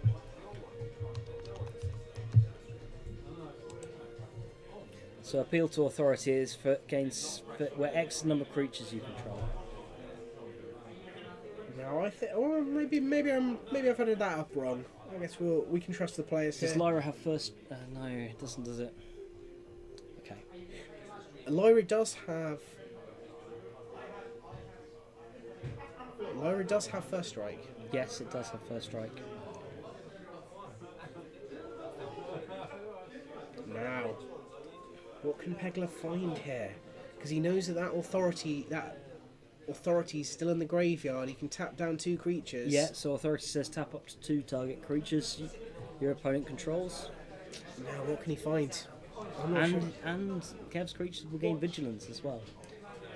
But that probably doesn't make too much difference because Not nothing against flies. the Flyers. Yeah. What has he got here? It's big. I just think he's using his land to make. To kill off Dawn Pouncer. Yeah. It's a sensible plan. Does it keep him alive? Well, Dawn Pouncer, Kev gets enough mana, can come back. That's a lot of damage again. Ah, Lyra gains 5 life here. Yes, Lyra does gain. We're getting 5 life. big swings back and forth. Yeah. What does Kev need here? Another appeal to authority? Benelish Marshal, maybe? Certainly something. Of course, because Lyra not only has lifelink herself, but she gives other angels lifelink too. That's pretty good. And then there's a bunch of History of Benalias in his History of hand. Benalias in hand. We thought And another Lyra, possibly, I think. Kev was doing really well here with that massive hit, but the lifelink- angels are so swingy, and the lifelink they're such powerful cards. It's very much. I think Kev's deck is missing from the standard at the moment for Kev's deck would be missing an overrun. That card would be absolutely amazing. Absolutely. So I think we've seen a concession from Kev there. The closest thing he's got to an overrun here is the land, the desert. Yeah. Pumps everything by 1, but it's only. Yeah, so I think that's game here. Kev couldn't find a way. That one, yeah, I think. So Pegler takes the first game here. What do we think we'll see out of some sideboards? Shall I go have a look? It's a good question. Why don't you report back from the floor? Yes, absolutely. What do we think about these playmats? We have Chandra. I'm not sure I recognise the artwork. Roaring Flame, maybe. Versus Avacyn. Now, as far as I'm aware, that's the flip playmat. So you've got Archangel Avacyn on one side, and she flips. It's that beast of an Avacyn there. I think it'd be good to... Now... Just waiting for Nick to find out how these players are going to start sideboarding.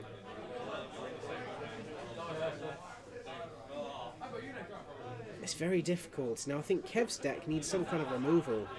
the big lifelinky angel is a very big problem. He either needs to get under it very, very quickly, or he's got to take it out of the way. Of course, Kev only saw angels that game. He didn't see what we saw, which was the history of Benalia's in Pegler's hand. He could probably guess that that's what we would have. So what have we seen sideboard-wise from these players? Well, I've seen 4 entirely different cards from Kev. Okay. So, I've seen... Do you want a drink at all? Anything? You alright, chocolate bar? I'm alright for the moment. Yeah, sure. Cheers. Fine, thank you. It's our sponsor looking after us, by the way. Yeah, thank you. We are very well fed and watered, Absolutely, Weekend Warlords are looking after us. So I saw 4 entirely different cards from Kev. Settler Wreckage. Very good against that. Yeah, The angel yeah. hits. A Dawn to Dusk, which was an interesting choice. A Dawn to Dusk? Yeah. Oh, Dust to Dawn. Dust to Dawn, sorry. Yes. Front side of it, 4 mana. Yeah. Destroy all creatures with power 3 or greater. That seems quite good when you're playing all your creatures that are 2 power. And then the reverse side of that, I believe, is 5 mana. Return all creatures with power 2 or less to your hand. That seems quite a good card against all those big angels. And Absolutely. So it's again one of those cards that almost seems specifically built for this matchup. Yep. Kill all the big creatures, leave your little ones alive. And Absolutely. later in the game, get all those little creatures back to your hand. It's a one-sided board wipe and card advantage. yes, and this is the other card I saw, Heroic Intervention. Oh, now that is good against board wipes. Yeah. You might bring that in against the white decks. You might Yeah. expect Fumigates, that kind of card. Absolutely. Everything gets hexproof and indestructible. Yes. Doesn't help you against Settler Wreckage. No. But We'll see how that one plays out. It is. Good against the targeted removal. yeah. And for the life of me, I can't remember the 4th card. So it might be a spicy one. You'll have to point it out when I will if if and I when it can comes up. remember what it is. What about Pegler? See anything from his sideboard side? 2 Gideon of the Trials. Gideon of the Trials. That's all he was looking at, really. I suppose that's very good because if you emblem that Gideon, you can't lose the game. Yeah, so it means you can, to some extent, you could ignore people's attacks unless they're attacking Gideon. Absolutely. It almost buys you an extra turn because they have to attack Gideon to kill him Yeah, before you yeah, can it's die. quite a good sort of damage shield. Plus, if you tick up against, say, the Double Striker Dawn Pouncer, Yeah. Appeal to Authority doesn't look as good when it's on a creature without Double Strike. It's not bad because you attack Gideon with your double striker, you first strike Gideon to death, and then you kill him. Ah, now that does work, but not if you ticked up Gideon against that It's true. Double Striker. Yeah, yeah. Prevent all damage dealt Yeah. by a permanent. Yeah. So, waving some cards in our face. Yeah, Pegler's- excellent call. Pegler's got quite the strong Mulligan. hand No, he's mulliganing. oh that. no, Doesn't it's seem quite enough. absolutely awful. It didn't have enough lands, I think, was the main issue. No. We saw the thumbs down from Alex. He's 1-0 up. He can afford to take some He can risks. afford to take a mulligan. There's a couple of risks. Kevin, on the other hand, falling behind. He needs the nuts. He does. It is big, fast out the gates. Some removal for those big flying lifelinkers. I think a well-timed Settler Wreckage will really catch That was the Pegler other off card. hand. It was a seal away. Seal Or away. cast out. Sorry. Cast out. Cast out. Okay, another 4-mana removal spell. Not Yeah. quite as swingy as Settler Wreckage. No, but no, not quite as swing as Settler Wreckage, but it will deal with Matt going with Alex going big, going higher rather than wider. So this looks like both players. I've taken a mulligan, absolutely. Kev So keeps the one lander, but he luckily scries into a land on top. that seems good. That's a Pegler, one-lander as well. Also a one lander. Can he find what he needs? Yes, he's scried as well. Concealed Courtyard too. Yeah, he's got All that the fatal colours push he if he needs. needs it. Maybe. I didn't see his hand. Is he wanting to fatal push one of these tokens? Do you Probably think? not. No, it depends. I didn't Mana see it. Did he have a efficiency? fatal push in hand? I didn't see one. I didn't see. But he's got the mana already. Would you have fatal pushed a token there? No, it's not worth it. You're fatal pushing half a card when there are much better options to do That's elsewhere. No, you can get a 4 cost if you've got something. If you have the revolt. true. The Concealed Courtyard. See what he can follow it up with. So knight of Knight of hexproof from Malice. white. Hexproof from white. First strike gets +1/0 if there's a white permanent on the battlefield. Yeah. So Kevin's deck is full of white permanents. So that seems more powerful here than the white knight. Yeah. So sapling thing. What's it? In migration again. Here we go. 2 more 1/1s. Still can't attack through that knight though. No, no. Well, you could attack and get 1 damage in. He's but- escaped from playing a white permanent though. That knight's still only a 2/2. Yes, yeah, absolutely. Tapped Isolated Chapel. That's a shame. I think he's getting there, considering he kept a 1 lander. Both these players have found their land drops on their first 3 turns. That's true. Okay, so a knight of each. They pair with each other. They pump They're each other. quite good, aren't they? Almost like they were built to work with one another. It's as if Black White Knights was something that Wizards had in mind. Ooh, that's a big swing. Can he attack through the first striking knight though? Yeah, they're all the same thing. Like, you've got so many of them. If one dies, that's entirely fine. I'm he's surprised. passing the turn. Oh, that's interesting. I think I would have taken a attack there. I think I would have taken the attack there as well. Get 6 damage through. I mean, You only lose half you lose half a card. card, don't you? If that. 6 damage is a lot to pump through. You might not get that opportunity later. Yeah, absolutely right. You need to be playing proactively here because Alex might just make a giant flyer and then you're struggling to deal with it. Again, both players kept 1 land hands. Both players found land drops for all 4 first turns. This is working well. Quite for them. impressive. I wish I could be this good at Magic. I really do. Best to be lucky than good. That's what I always say. So History of Benalia, make a knight. Now, when that ultimate pops off at the very end, those knights are going to get very big and very vigilant. What do we think of Alex's choice of knight tokens? They are incredibly shiny. Now, I happen to know what these knight tokens are because Alex and I buy tokens from the same Oh, right, place. okay. We buy from a very little store on Etsy, which is sells the most Yep. ridiculously shiny tokens in the entire world. Etsy, I've been on there recently. There's some quite nice handcrafted stuff. Absolutely, and these tokens come all the way from Greece. All the way from Greece, wow. They do.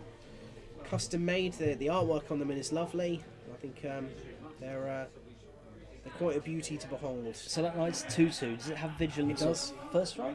No first Okay. strike, just vigilance. Cool. When the ultimate pops off, all knights will get +2/+1 though, which is going to be a big swing. Yeah, it is. Especially with all those 3 knights in play. And with the tokens that currently only here's the appeal to authority again. Ooh, exciting stuff. It's got the mana to tap 2 stuff things down as well. That's quite nice.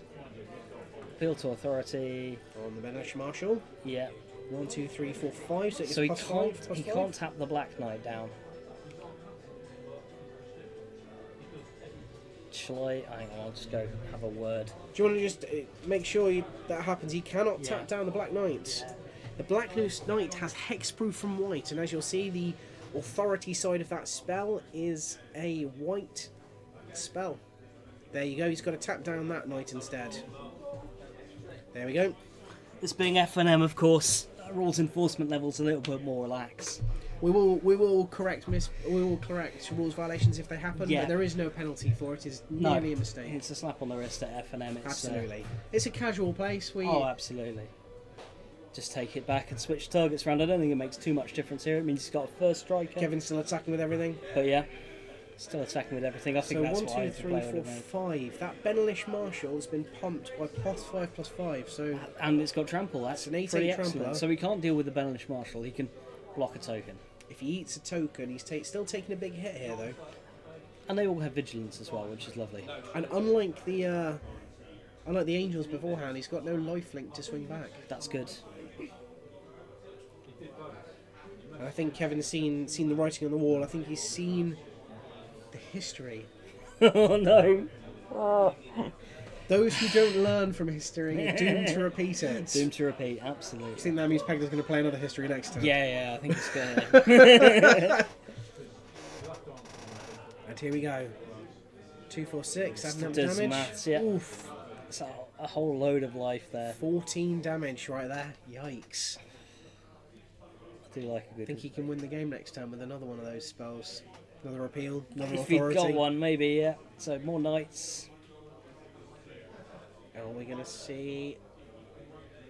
I think it might have been a white card, briefly. Come on, another History of Benalia.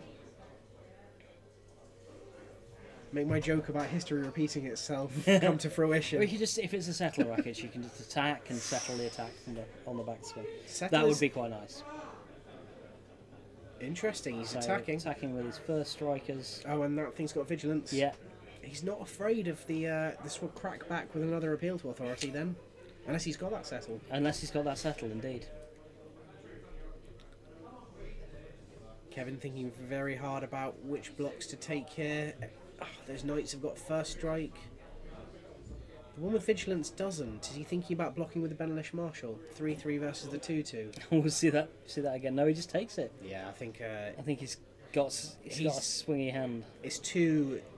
His board is reliant on that Benelish Marshal. He couldn't take the risk for 2 points of life to. Okay, Sheffet Dunes can pump the team. Looks like he's lining up 4 mana. Sheffet Dunes, indeed. So he's going for it, all in. Pegler's got 4 mana untapped. Is the black? He's got to sell the wreckage. Nice. Settle the wreckage. Slow roll. What the play? Oh, that's so mean. I love it. Oh, Kevin picks up his card. Settle the wreckage. Absolutely trashing him. Yeah, absolutely. So we have our winner here. That seems like the sort of card that's really going to get green-white tokens every time. Ooh. So in a Chainwhirler format and a format of Settle the Wreckage. Black-white knights plus angels. Yeah, so Gideon of the Trials, he brought some in. Yeah. Oh, we see it's got utility. Yeah, especially absolutely. against you want to pump the biggest creature. Yeah, yeah. Especially those double striking cats. So if you can prevent the damage from that sort of shuts off that avenue for Kev. So I can see that. So Matt's the sort of guy who buys all the foil, really nice shiny angels at the start of the format, and then we'll play those cards through the whole thing. So we knew that he was probably going to be on a deck full of foil white angels. Every single time a set is released, he promises he's not going to foil out his standard deck, and every Well, he single hasn't. time. I don't think those History Benalias were foil. Oh, really? Maybe not. I'm not sure. There are a lot of foils in that deck, even There if the are, histories yeah, weren't yeah, foil. History's such a nice, lovely piece of art as well. Absolutely. Especially in foil. Cool. Well, I think we're going to grab a break. We are. We have 23 minutes left on the timer, so we will be back in about 20 minutes, I think. About 20 minutes? Yeah. Give you an update on what's happening on the rest of our table, see Absolutely. how the Drakes are doing in Muldrotha. Yes. So, yeah, absolutely. I hope Muldrotha takes it down. I really do. Cool. Excellent. Thank you very much. We're going to switch over now to a couple of adverts. And we will see you in But stick 20 with minutes us. We'll or so. see you in a few minutes.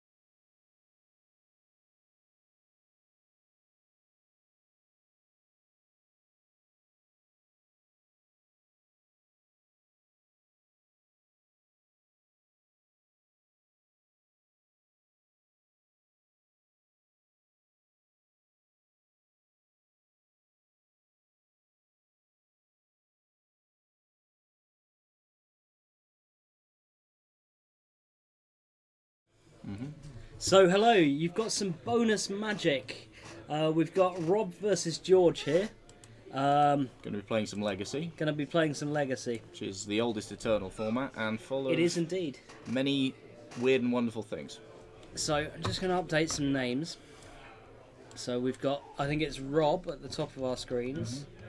And we've got George. And I know that Rob is on... I don't know. Rob is on... Oh, he's on blue-white. It looks like he's... Oh, no, he's on That's George, Storm. yeah. Rob was playing Storm, which is a fairly unusual combo deck.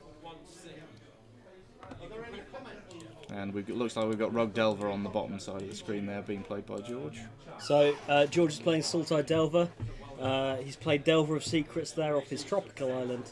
Rob with the Lotus Petal Ponder, which sort of says that he hasn't got very many Hasn't got any lands in his hand in yet, his but hand, he's and now found one off of his Ponder. Fetched one off his polluted delta. So Rob's playing Storm. Storm is a deck that wants to... sorry, this is Sam, by the way. Hello, everybody. Say hello, Sam. Oh, he's not said hello, Sam. He said hello, everybody. Excellent.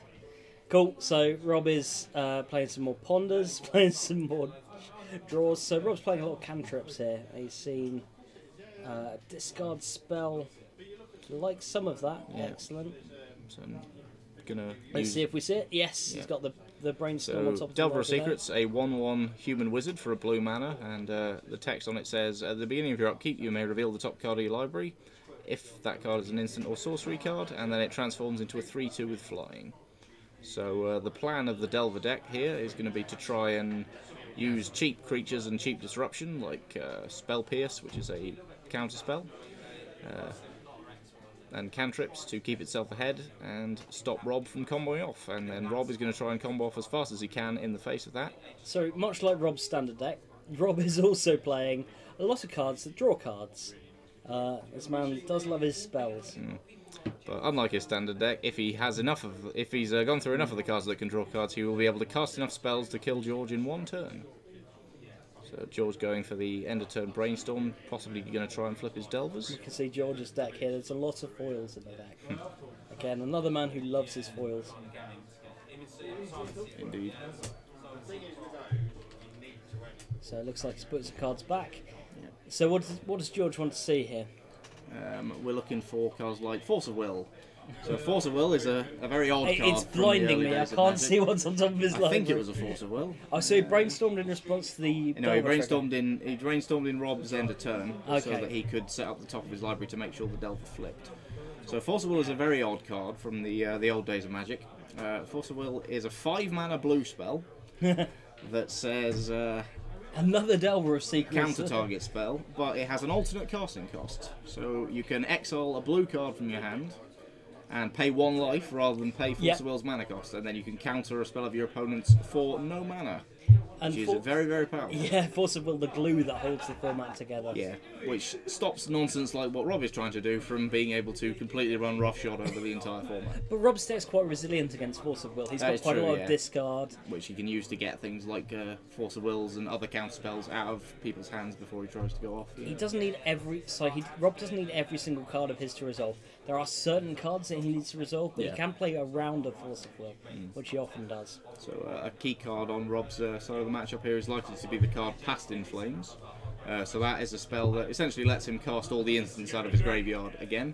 That's so powerful. Absolutely. So what he'll try to do is use some cards called Rituals, which are various black spells in this particular version of Storm, to generate a huge pile of mana, then use some of that mana to cast a Past in Flames, then cast all the Rituals again, and then use a tutor to find a Storm spell, which will probably be Tendrils of Agony. I see a key component missing from Rob at the moment of what he's going to play. Is it black mana? Yes, Indeed. yes it is. Oh, so he's got some black mana in his hand. I can see that. Underground.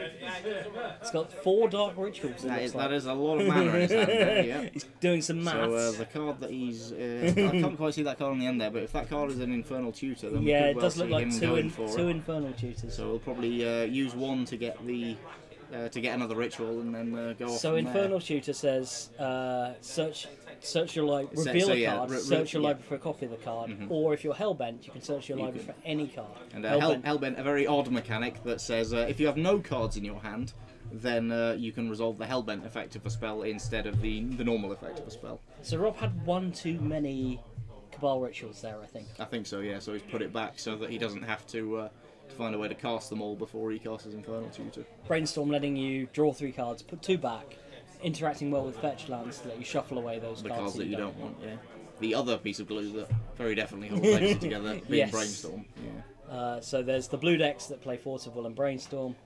And then there's the other decks that try and punish people playing Force of Will and Brainstorm. Absolutely. So Dark Ritual. Dark Ritual. That's a very nice Dark Ritual. I believe it's from Beta. Mm. And it's signed as well. Lovely. So first Dark Ritual. Storm is 1. Storm is indeed... No, I think he's played a Brainstorm. Yeah, he's played a Brainstorm, didn't he? So Storm is 2. So we'll see if it resolves, because without it, Rob's Storm stuck on is black 3. mana. Mm-hmm. So Rob's going off, he's got the Storm counter out. Lovely Sharknado on there, just to match things up. But the tricky part about playing against this this particular kind of draw, from where I've seen it, having played it myself from George's side, is that so we know from where we're sitting here that if he counters the Dark Ritual ad nauseum, another fairly odd card, so that will let Rob reveal cards from the top of his library. And George is going to Force of Will. No, it doesn't matter because it's not resolved. But and let George reveal let Rob reveal cards from the top of his library here, and oh yes, oh, he had the spell snare. Oh yes, very good. got him. That's oh, and it looks like Rob's thrown in the towel. Rob would have had him without that spell snare. Yeah, there, so but, Rob, interesting, playing around the first Force of Will, playing not around the Force playing of Will, around but the second getting counter. caught by the spell snare. Yeah. Yep. Yep. Rob losing Rob there. Dead to the Flip Delver. Dead to the second counter spell. And the third Flip Delver. and the third Flip Delver, yeah. But really, it was that second counter spell that got him. It's down to the one card only, and it's not enough to go off from there. Again, a bit of an unfortunate draw for Rob there. If he'd been able to find a piece of discard before going off there, perhaps if he'd found time to cast that Thoughtseize he saw off one of his ponders, then he might have been able to navigate his way through. But as it was, George had too much permission and too many threats, so just ran him over. Yeah, absolutely. And that's Legacy. We've got the fair deck, playing Fair 1 mana right, 3/2 flyers. 1 mana 3/2 flyers. And the not so fair deck. 2 mana 4/5s. Don't forget the 2 mana 4/5s. They're quite yes, good too. sorry, the 2 mana 4/5s. And the not so fair deck playing a 14 card combo. Which only actually needs 4 cards to go off with. Yeah. 14 spell combos. 14 spell. Well, technically only 10 spell combo, but Sure, still. yeah. Awesome. So yeah, seeing as it may have looked fairly incomprehensible from our side, so what Rob was trying to do, so he wants to cast some cantrips to set his hand up, then ideally cast a discard spell to make sure that the way is clear for him to go off, then cast a bunch of those rituals as you saw, so Dark Ritual, 1 black mana, add 3 black mana to your mana pool. Yeah. Cabal Ritual, 2 mana. Did we put on a good show? Yes, You yeah, did. it was good, Rob. Unfortunately, he had the second counter spell. Yeah. And you didn't find any discard. Yeah. No. Did you see a Thoughtseize off your ponder there? And if so, why didn't you decide to take it? I had a reason, I can't remember what it was. Okay. Because we were just thinking that the one thing you were missing there, really, ideally, would have been a piece of discard. Yeah, I was also really choked on black mana until I hit the 2 dark Yes, rituals we with did notice this, that you were a little bit running short of running low on black mana. Cool. Awesome. Well, Right, we're going to go for a break for a little bit longer, and we'll be back soon with more magic. So thank you very much. 2 seconds. Right click, close. Cool. Awesome. So we're just going to transfer to an advert. We'll be back in a mo with more standard. Thank you very much. See you soon.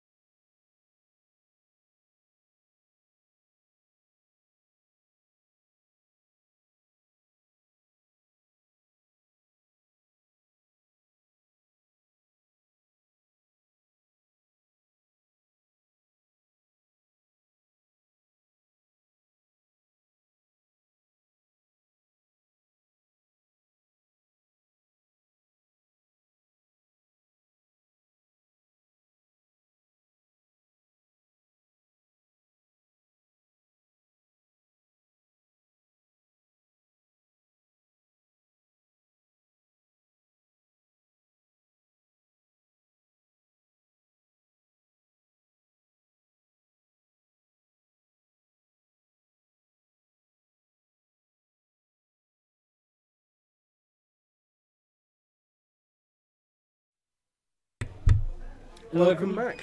Welcome back to round 3. Thank you very much. A little bit of legacy with my Rug Delver deck versus Rob's Storm. Quite enjoyed that. Yeah, it was looked really good fun. It was good to watch. Got to see some quality brainstorming, quality fetching, some good force of willing as well. Yeah, all the classic legacy cards. Yeah, you exactly had what you needed, which was the second counterspell. Absolutely. To deal with that. That's what playing Rug Delver is all about. Having a fast clock and all the having answers. It all. Yes. Yes. Exactly. It's the sort of thing that the Storm deck loses to as well. Oh yes, absolutely it is. There's just so much interaction. Cool. So we have Jess versus Phil here. This is round 3. This is round 3 indeed. We have Jess on Mono Blue Storm. You want a spicy deck? We've got one right here for you. That sounds amazing. So what does Mono Blue Storm want to do? What are we seeing? Because we've just watched Storm in Legacy. We have. So Storm is all about playing a lot of spells in the same turn and finding a way to kill your opponent based on that. So the way that the Mono Blue deck does it is with Aetherflux Reservoir. Okay. Cool. So that's the one you get energy, isn't it, for playing spells? No, you gain life for playing spells. Right, okay. And so you gain I remember now. Cumulative life. So the first spell you cast, you gain 1 life. The second spell you cast, you gain 2 life, and so on and so forth. And then the artifact lets you pay 50 life to deal 50 damage to an opponent. That should be enough to kill someone, right? Absolutely, you'd hope so. You'd hope so. Now, do you think there's Thopters in her deck? A very good question. I think she might be playing... you mean from the tokens piled up next to the mat? That's me not she's playing Thopters. I think she might be. Okay, good. I think maybe it's Psy. Psy must Thoptress would be really good. That combos well with the spells as well, doesn't it? It certainly does, because every artifact you cast, you get a Thopter. And awesome. So this deck plays a lot of cheap or free artifacts like Mox Amber, which also works with Psy, because you can then tap in for mana. Ooh, that's nice. Glint Nest Crane lets you dig through your deck, find your Aetherflux Reservoir. This is starting to sound like a modern deck to me. Psymaster Thoptress has been doing quite good work there. He has. And we've got something called Mox something. Mox Amber. Is it as good as Mox Opal? It is definitely not as good as Mox Opal in general. Is your time reset? In this deck, it might be better than Mox Opal. Okay. Yes. Yeah. Good. Because how so? Because it combos with. Because it combos with Psy. Yeah. The difficulty with Mox Opal obviously is you need those critical 3 artifacts. Now this deck is artifact based, but I think in an ideal world you'd want 4 Mox Amber, 4 4 Mox Opal in this deck. Awesome. Some hearts on stream there from the play. Nice strong 10 from Jess. Let's see if... she's going first. She's won the dice roll. That's what she needs. A nice head start always helps with this deck. So look at that lovely playmat that Phil's got. Oh, and Phil here on the blue-white control deck. Oh, blue-white control. Haven't seen... News. I think we're expecting some Tefris here. Some Tefris. Oh, that sounds like a good card to me. Oh, Jess has no lands to begin with, so... But that's fine, because the Scry doesn't make it quite so bad anymore. Like, I think we agree with chat. I think we both want Jess to win this. I think we definitely want Jess to win this Mono Blue Storm deck. Yeah. Like, got to bet on the underdogs and control. Like, it is the deck with the target painted on its head at the moment. And the problem with this matchup for Jess is that control has just so much permission. Yeah. The counterspell deck is not the deck she wants to be facing. No, not really. She wants a nice, slow, grindy mid. She wants the Muldrotha deck. She does want the Muldrotha deck. Because it's not as fast as Mono Red, which can get in under her. Yep. And it doesn't have as much permission as the control decks, which can just say no to everything she wants to play. So Jess has got some lands in her hand. So that's it. That's good.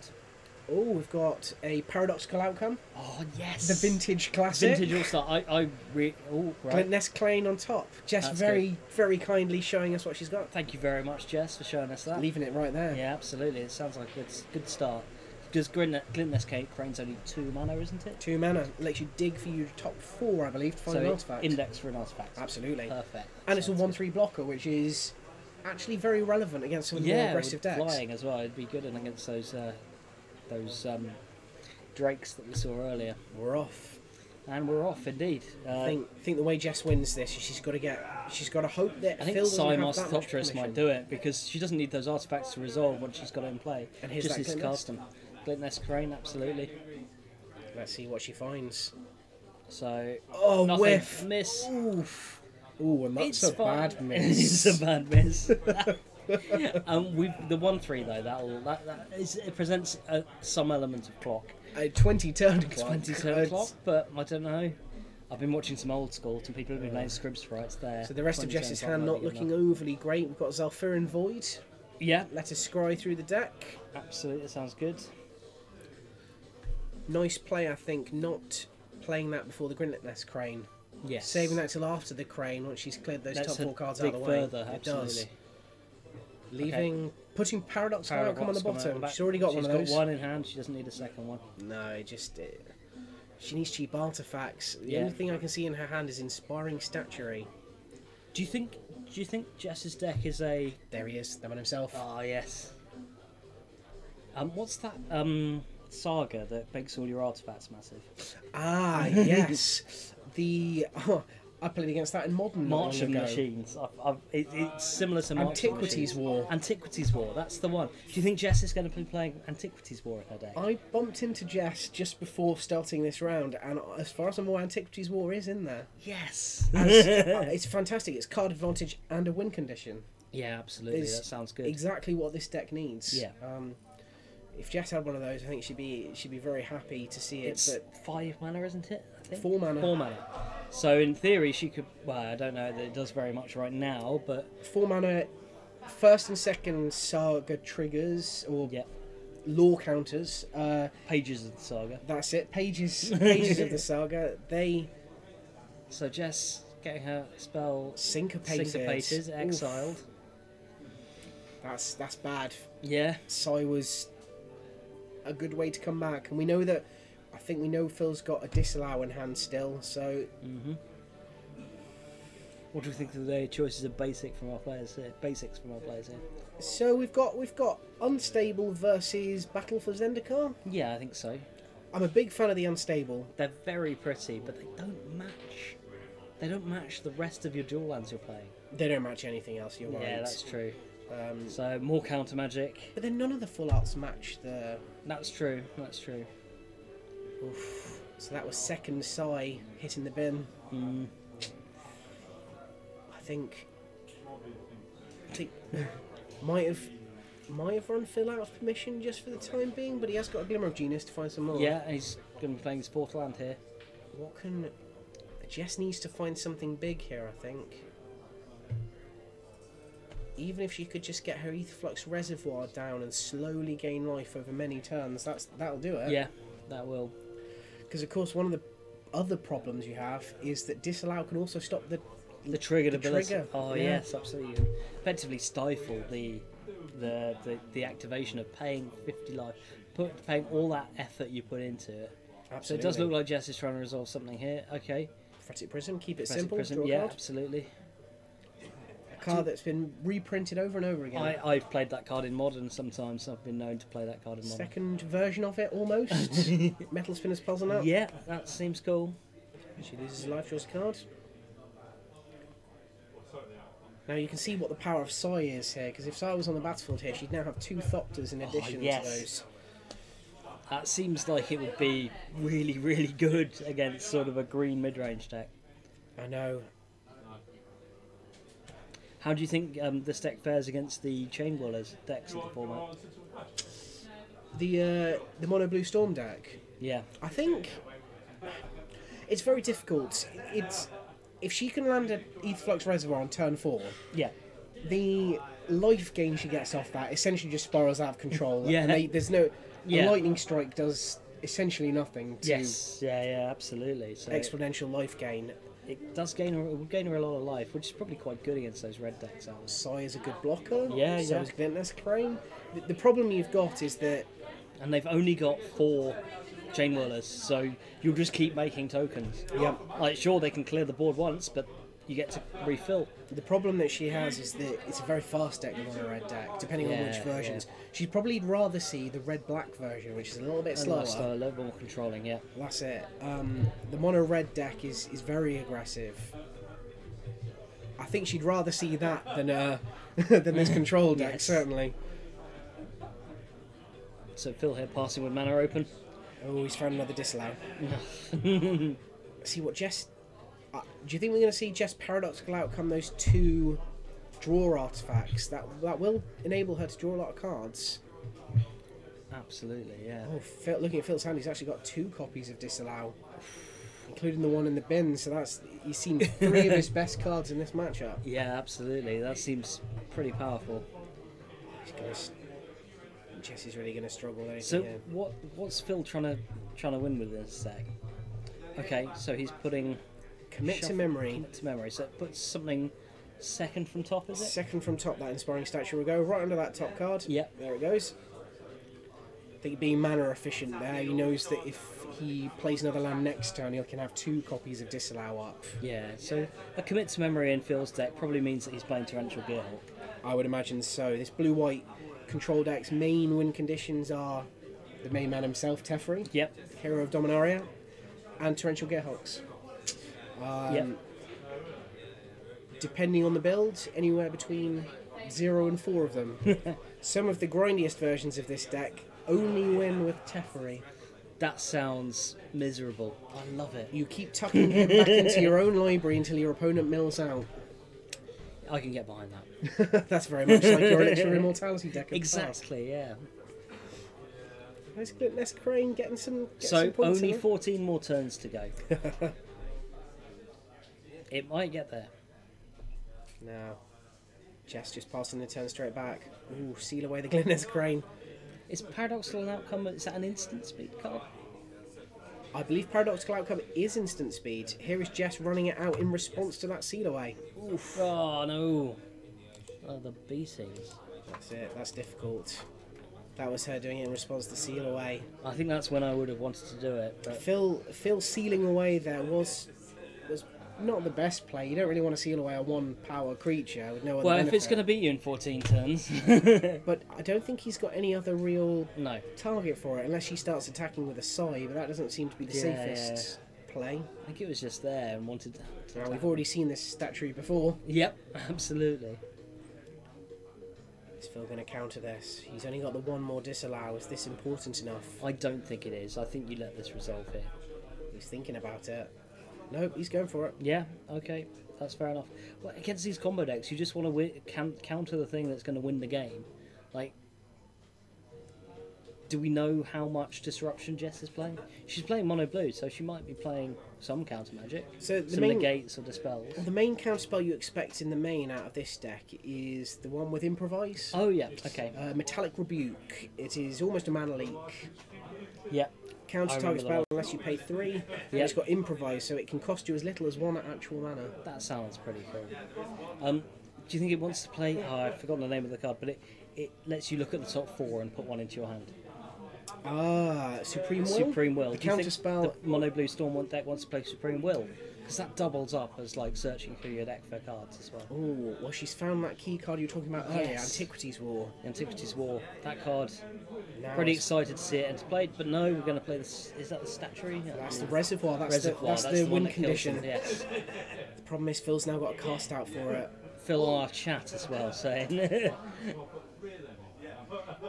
supporting Jess. Brilliant. That's it. Come on, Jess. We're rooting with you. Absolutely. However much I love a good counterspell deck, this Mono Blue Storm is really pretty something sweet, special. isn't it? So Jess has resolved the Reservoir, which means that Phil hasn't cast it out yet.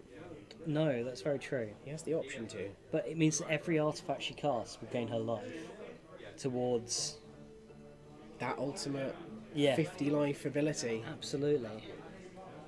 So Phil doesn't really need to get rid of it until the end of his own turn. Phil just leaving a dice on there to remind himself of his upkeep triggers? Yeah, I believe so.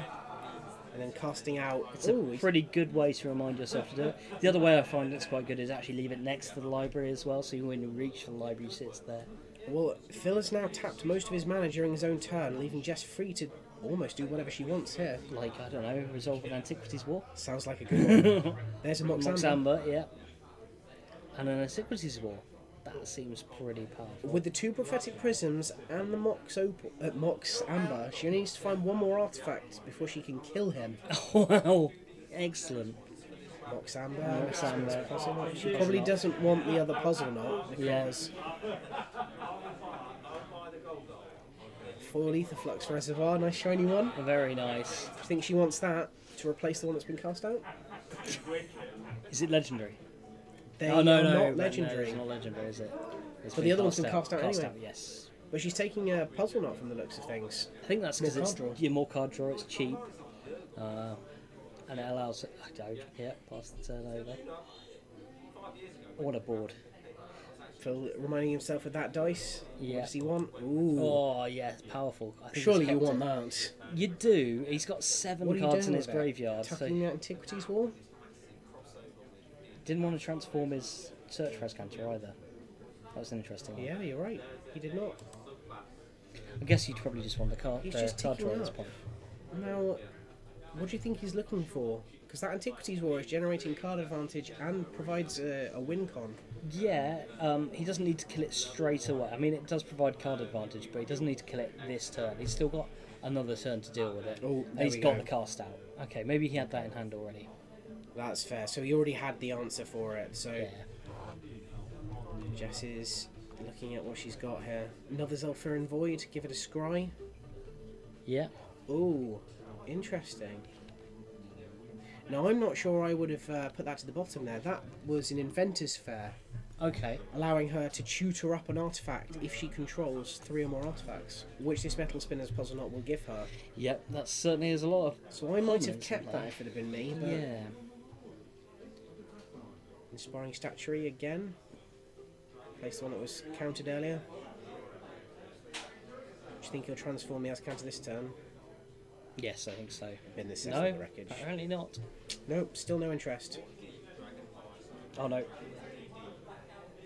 Again, FNM. We won't bother telling no. Phil off for drawing his card before he flips his Search for Ascanter. That's fine. Yeah, it's only FNM. We're not too concerned here. Like, it's not actually affected the game state at all. This is exactly the position though that he wants to be in. Is no real threat of so much like. Yeah, just got all the card advantage.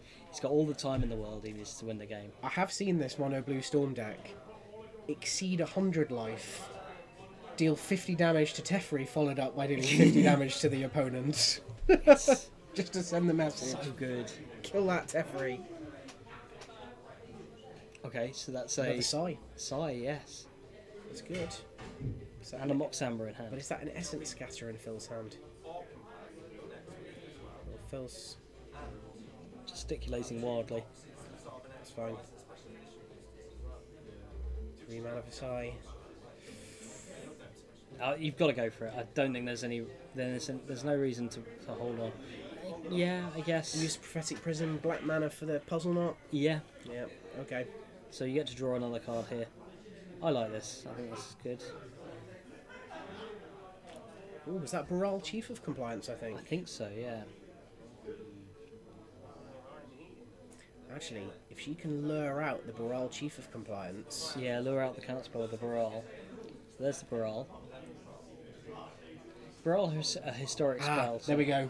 Yes, got it. Lured out the Essence Scatter. That clears the way for Sai to come down.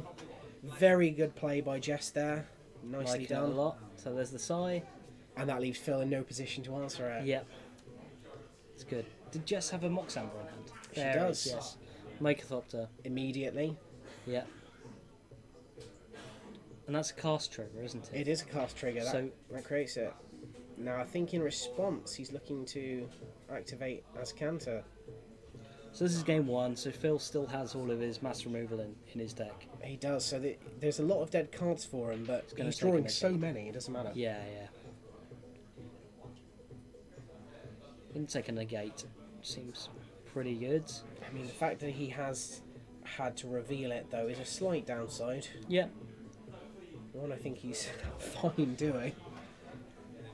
It's fine. Like, the difference between revealing it, it's I have a negate. You're going to need to play around this. You're going to make your opponent play the game differently. You get to play them a negate, the Search for Ascanter negate mini game. He's not ticking down that Teferi. He's not afraid of the Sai. Has he got another answer? Probably. Oh, 5 mana. He's probably got all his. Yeah, he's got his removal in His the main deck, sweepers. as well, hasn't it? With game 1. Yeah, so get rid of Brawl and the token. It's 2 life. What do we think Jess is looking for? Another Antiquities War? That would be good. Film main phase activating. Show you the Syncopate. We've got even more counter magic to play around. Yeah, it's Syncopate's quite also weak when he's only got 2 mana up. Yeah, but this is the end of turn, isn't it? So No, this is his own turn. yes. But but he untaps, He untaps the 2 2 the lands. land. Yeah, that sounds. What's better than activating Search for Azcanta? Double activating Search for Azcanta. Absolutely. Oh, paradoxical outcome. That's also. Pick up 1, 2, powerful 3, card. 4, 5 artifacts. Draw 5 cards. Oh, yes. Wow. So, if you're Now- Jess now, She knows he's got the negate. you know, negate, you know, Syncopate, She has to pass the turn back. She can't. Now you paradoxical response. outcome. trigger. Oh yes, there we go, Jess. Good. Boom. Yes. So Boom much goes value. the dynamite. Indeed. That's it. Pick them all up. Oh, she will have to discard hand size though. I saw a Reliquary Tower earlier, but I don't know if she's got It's one in not play. in play. There's 2 Zalfurin Voids in a bunch of islands. I think here she will have to discard hand size. That's fine, because it's like a... There'll be a lot of dead cards to discard. Yeah, you'll have plenty of dead cards to discard. The best kind of discard is discard to hand size. It is, absolutely. None better. And she's got loads of lands in play. She doesn't need to keep any. I want to keep 1 Reliquary Tower if you happen to do this again, but... Commit to Memory I see in there. Reliquary Tower. I'll just got all these. Is that looks like another paradoxical outcome? So Jess, looks like 7 cards in hand for 8 cards. 8 cards. She picked up 4 artifacts, so she just drew 4 and picked 4 up. Okay, cool. I I'll go don't. mention it. I don't. Yeah, I'll go Yes. mention Nick's just going to tell. Jess has just realised and has now discarded a card. Good. To hand size. it. Excellent. She was just taking her time deciding what she wanted, and Phil had just jumped ahead in Yeah, tapping his just mana. to save some time. But I think Phil is in such a commanding position. What needs to happen is He's Jess got needs 3 counter spells that Jess knows about. Okay, so just draw a 1 too many. So Thought sees those cards. Put 1 on the bottom blink right. of an eye. Blink of an eye. So that returns target non-land permanent toy in his hand. And It does, and you can pay the kicker. kick it to draw a card. So like Into the Royal was. Now, what can Jess do? Nothing particularly exciting going on in hand for her. I think she just needs to start running out all the little artifacts again. Yep, that would be my plan. Like, Phil can counter some of them, but does he really need to? Now, Teferi is on 8 counters. Next turn, if you're Phil, are you ultimating? So it's -8 to ultimate it, isn't it? It is. No, I'd wait a turn. So you have a Teferi still... Unless he's got a Teferi in hand. But I don't think he does. He does not have one in hand. Oh, he may have one on the left-hand side. His Yeah, very maybe last at the card. back. Yes, it's Teferi. So yes, I'd ultimate and play a new Teferi. And immediately start exiling. Yes. I think this spells the end for Jess, I'm I afraid. think it does. So draw some She's cards. running out the Phil probably artifacts. doesn't seem to care too much about this. Not the cycling artifacts. no. These aren't the big impact plays he's looking for. She's still going for those prophetic prisms. Her hand size is not decreased. Yep. I think that was an ornithopter she just picked up.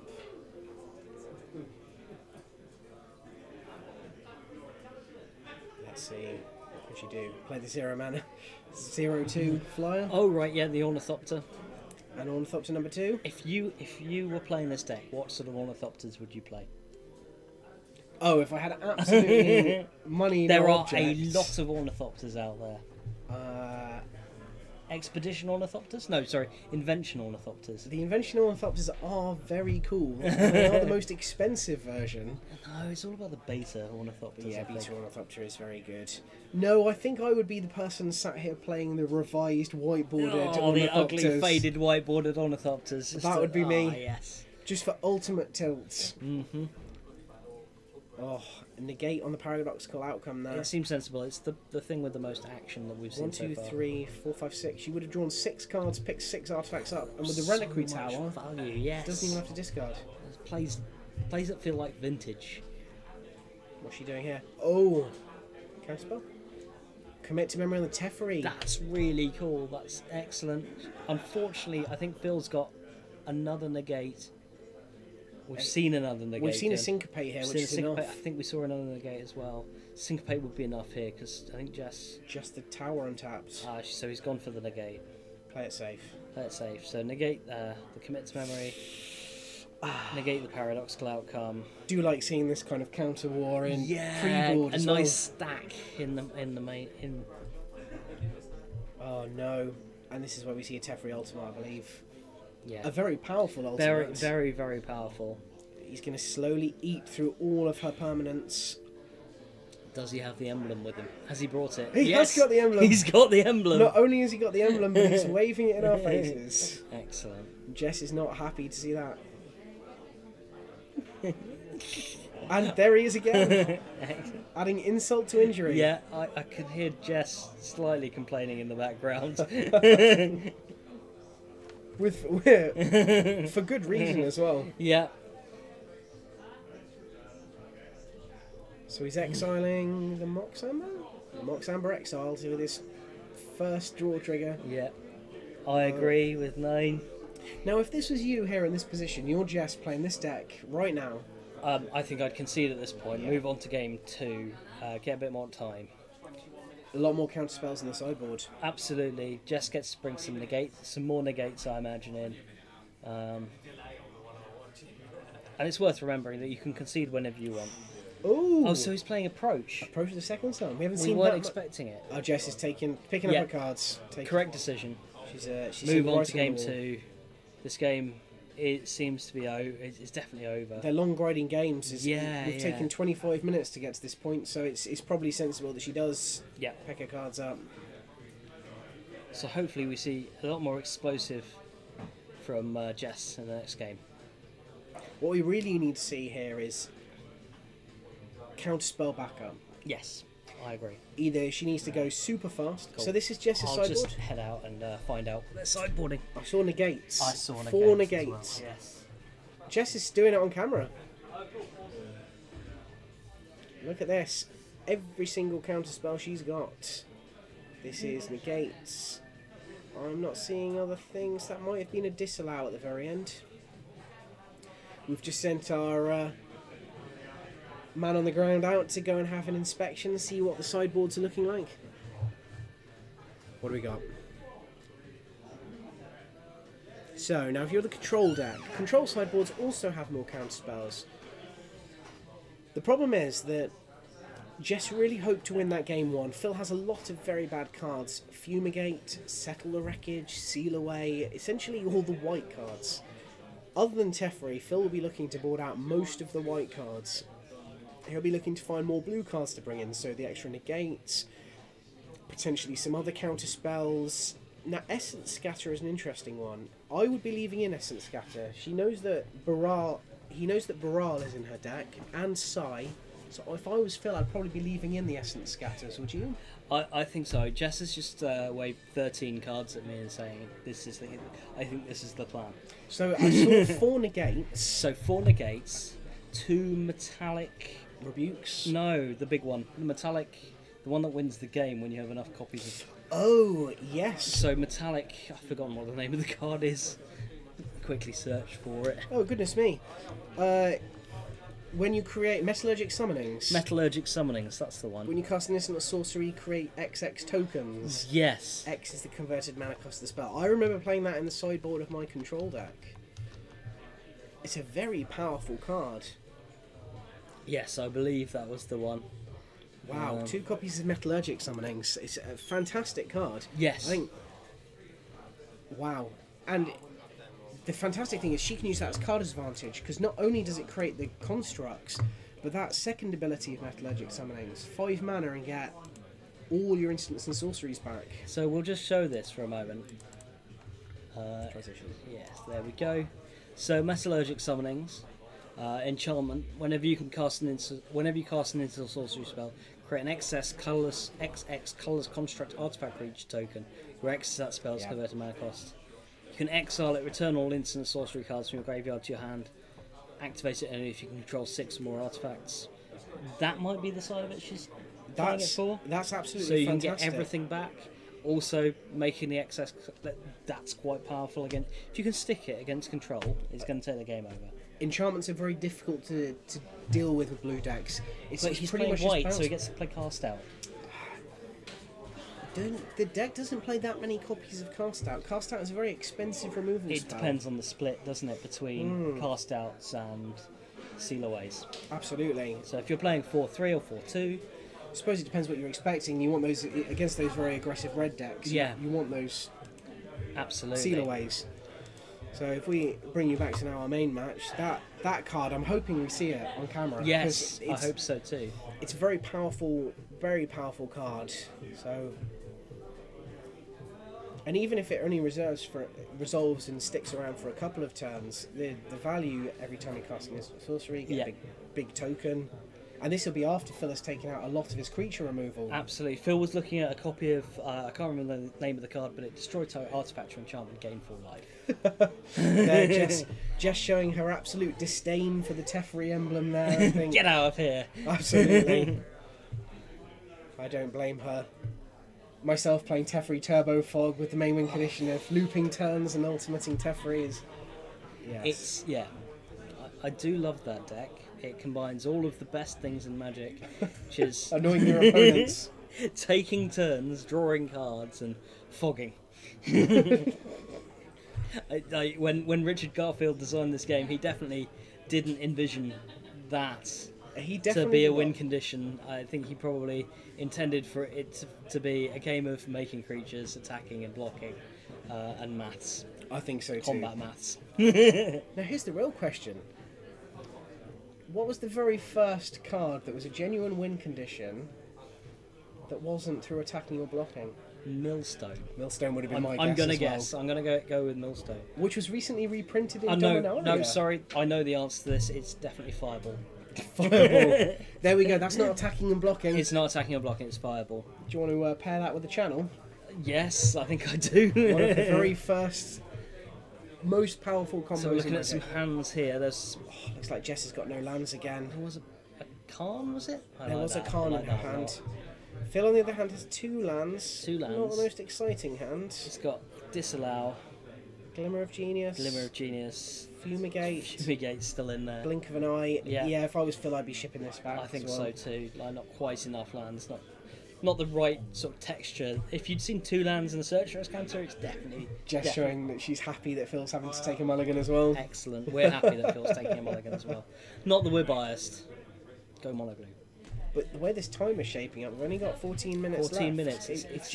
If Jess wins this, do you think we've got time for a game 3? I'm not sure we do. It depends what Jess's plan is. If she can stick a Metallurgic Summoning, so you can technically make it on 4 with a Mox Amber. Psy on turn 3? Psy turn 3, turn 4, drop a Mox Amber, play Metallurgic Summonings, make 2 Thopters. Yeah, there's all sorts that... she can win quickly. Phil cannot. No. Phil does not have a quick way to win the game. So if Jess wins this game here, it will be a struggle. So I think Phil's looking to stop her here. Yep. So let's see. Much better hand for Phil. He's got Syncopate, yes, Fumigate, he seems 3 happy. lands. Jess also happy, 3 so, lands. Yeah, cool. So Scry. Didn't see what that was for either player, but Jess's look like a spell. Both seem happy with it. Yeah. And we're off. Reliquary Tower to begin. Seems good. Don't need too much mana early. No. Definitely some blue mana, but not all of it. Ooh, important pick up there for Phil. Yeah, absolutely. The gate's going to do a lot of work. She's going to make a Psy here and get the game done quickly. Yes, it does look like she's... Good, and that negate can't take down no, Psy. Negate can't hit Psy. Looks like that's going to resolve. I can't see her. Oh no, it's not a negate. Syncopate. He's got a negate as well. Okay. That Syncopate, because then she could have dropped Mox Amber, Renegade Map, and then she's got off to the races. Absolutely right. That Syncopate was painful. Is that another copy of Psy she just picked up? It is another copy of Psy. That's good. Don't think we can counter this one. I don't think so. Mox Amber. Mox Amber. Trigger. Trigger. Wow. Float the mana before you, if you're going to make a second one. Renegade Map, there we Renegade go. Map. Not going to play that one. So Phil does have...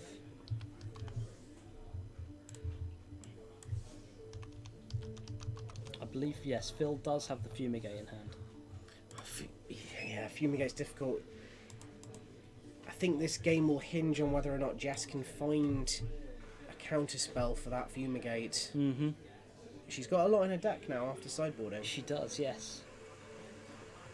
Okay, she's tapping them up. 5 mana. There it is. Oh, No. yes. That's Baral's expertise. That is Baral's expertise. Excellent. Pick up 3 cards, play a card for... Pick up 3 artifacts or creatures. Yep. Play something converted mana cost 4 or less for free. Surely Phil has to negate this. This is a lot of value here. Oh, he's letting it resolve.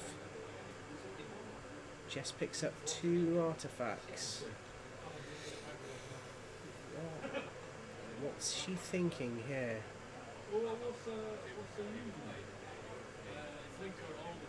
Plays the Renegade Map again for free. I suppose that's what she's thinking. Play the 2 artifacts again, 2 more Thopters. Doesn't play well into Phil's Fumigate though, does it? No, not really. And he's got the land already for it. He does have the land in hand for the Fumigate, and he's... Maybe he just saw that and said, yep, I don't think you can do too much with that card. I'll let you do it. Well, he still had the negate, so even if she played something like Aetherflux Reservoir for free, he could negate that part of it. It's a good play by Phil. Very good. So he's keeping a Field of Ruin and a Disallow.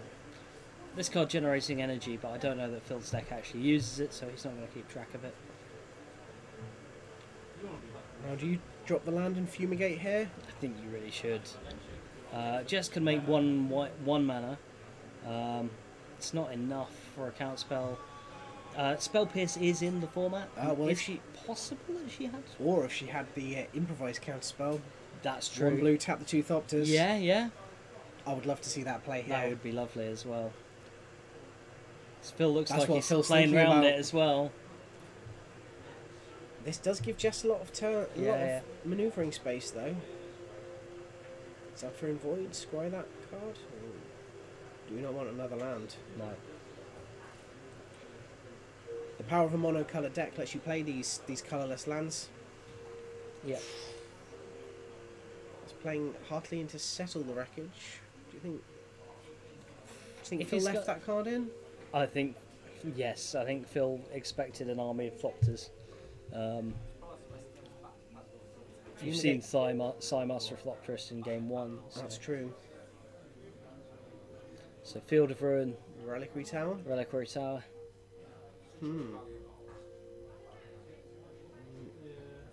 Not that much value when Jess got 1 card in hand, but Phil fixing his mana. First card. First card. The one she's right to the bottom. Yeah.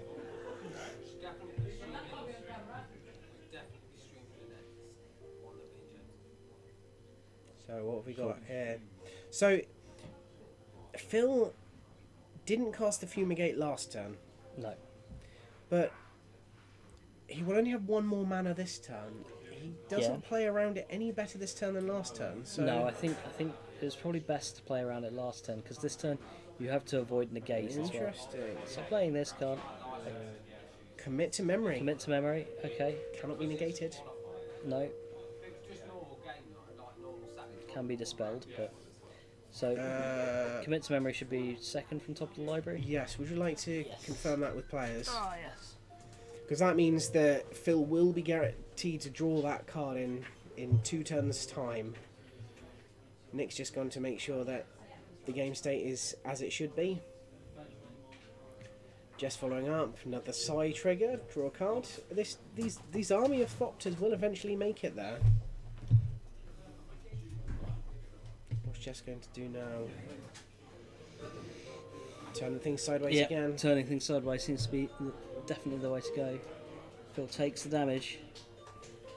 8, so how many Thopters is that at the moment? That's currently 5 because she's just created a new one this turn. Oh, she's going to draw a card maybe then. She is. Interesting. That decreases the clock, but I think I prefer sacrificing some of the other artifacts you've got in play at this point. Depends if you're trying to paradoxical outcome for a lot. I like the idea of just holding up the ability to sack. Yeah, because now you've not got the counter mana open. I like the idea of holding up, even if you don't have a counter, holding up the idea of one. Yes. And in the seeing a fumigate or seeing any other kind of board wrath, you can board wipe. You can sacrifice your board in response. Yeah, and try and find one. Or even if you can't find one, at least you get cards out of those creatures and prevent Phil gaining the life. Yeah, yeah. So Jess currently has no untapped mana. So yes, Fumigate will deal with all those Thopter Unsign. I'm not a fan of the way he's tapped his mana, but I don't know that it matters too much. That's a lot of life back for Phil. That is. Jess did get to draw a fair few cards. If she didn't find a counter spell off those cards, then I don't think it matters too much. Was that a negate just now off the top? It's one turn too slow, I think. It was very unfortunate. Ornithopter, yeah, Ornithopter. Not doing a lot on its own. No. Ooh, but paradoxical outcome, pick up 5, draw 5, you like that? I like that a lot. Negated though. Oh, Jess obviously didn't have the negate. No. Otherwise that would have been an easy target It would for have it. definitely been an easy, the best target to negate. And then, yeah. And this is where things spiral So out much of control. value, yes, I think it's gone from here. Untap 2 lands. This Planeswalker is so much power. You can see why he gets played in the older formats, alongside Jace the Mind Sculptor, and in some cases replacing Jace the Mind Sculptor. Yeah, I know, it's crazy, isn't it? So I've been replacing Jace the Mind Sculptor with Teferi in my modern deck, in my Jeskai control deck. I feel like the real question is, are you playing any Miracles? Play Jace. Yep. If you're not playing any Miracles, play Teferi. Absolutely. Ah. Oof. The other side of Commit to Memory, the memory side, getting counted there. Both players would draw 7. We see some thumbs down from Jess. Have you figured out who Name Yin is who keeps supporting Jess? It's Linda. Oh, is it? Ah, right, okay. Ah. Awesome. Hello, Linda. Oh, can hear Jess. I think she's seen the writing on the wall here. She has. Oof, goodness me. Is there a way she can claw herself back out of this? Do you think? What is it a path to victory for Jess look like from here?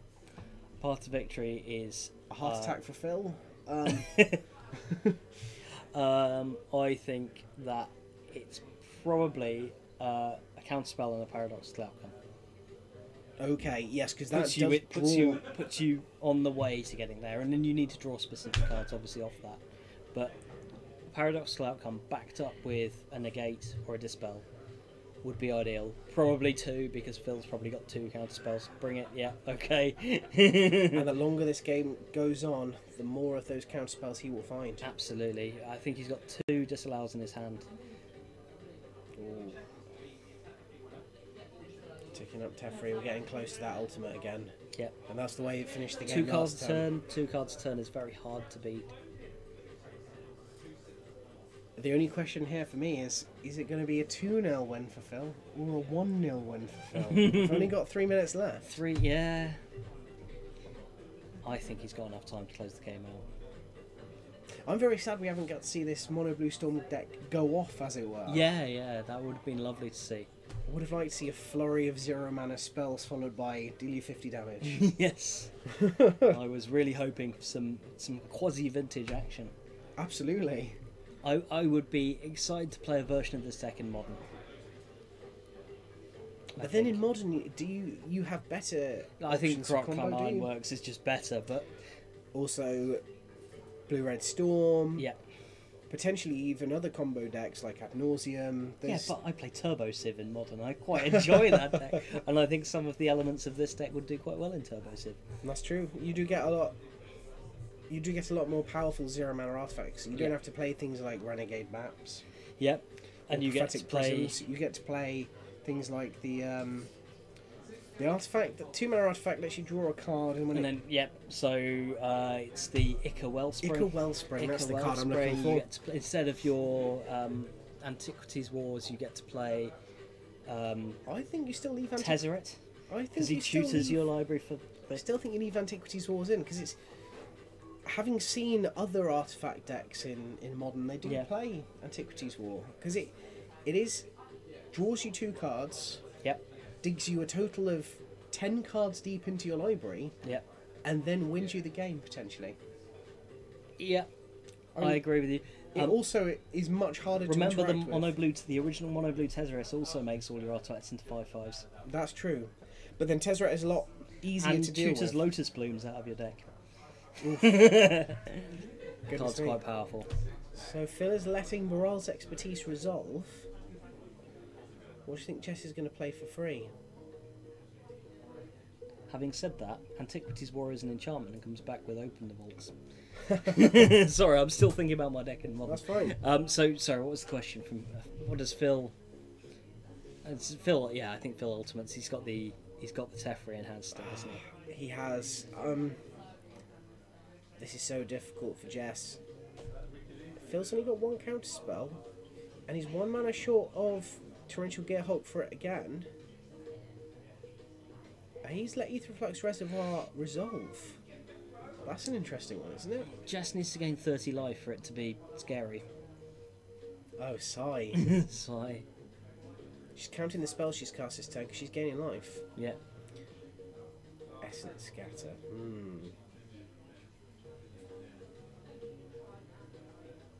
Now what happens?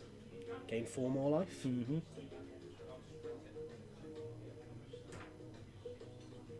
I want to press this button. Phil Let me might have press a that button. response. He's casting out. Here we go. No, the trigger still happens. She still gains the 4 life, but he doesn't want to let her gain any more. Doesn't want to take the risk. And Ornithopter resolves. That it does. Powerful effects. Over to you. Now, what would be your first permanent of choice if you ultimate this Teferi? What do you want to exile? Moxamber? Land. Island. Am I allowed to exile basic island? So what we're asking here is, what is the scariest card for Phil? What does he find the most scary card that Jess has? The Commit to Memory in the graveyard, is it still there? No, it's not. No. I mean, what does he exile? What does he consider to be the scariest? Oh, Ornithopter? It is a scary card. It is definitely a terrifying It can attack Teferi. It is the most... Oh no, but he's exiled the Moxamber. Does he not realise that Ornithopter can attack Teferi for 0 damage? I know, right? It's a lot of damage. If you're Jess, are you attacking with the Ornithopter? Send a message? Yes. Before the end? Make it loud and clear. And that is it's the end time of the on the round, so extra turns. Can Phil win an extra turns? Will it be a 1-0 or a 2-0 victory for Phil? I don't know. If I was Jess, I'd definitely be attacking with this Ornithopter. Yeah, I think so too. And do you attack Teferi, or do you attack Phil? Oh, you attack Teferi. Teferi's only got 5 loyalty. Yeah. He's got 13 life. Okay. So I know it will take infinite turns to attack Teferi and infinite to attack him, but...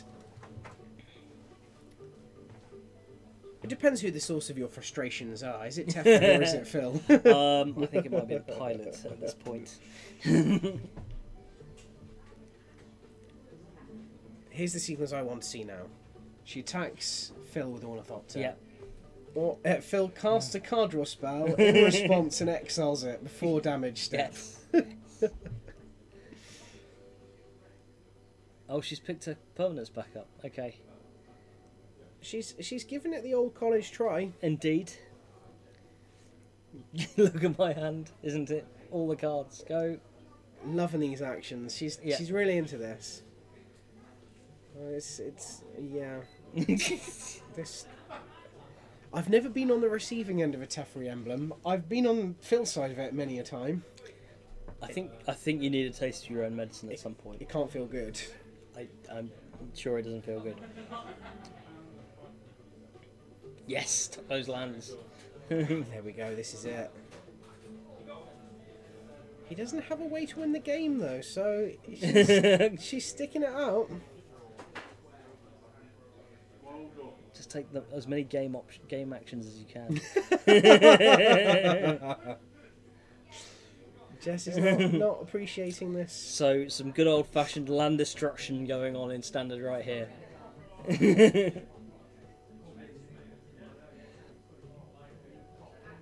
Oof, this hurts. Untaps those lands, passes the turn. Ask the question, Jess, can you win before all your lands get exiled? Yeah. Turn 3.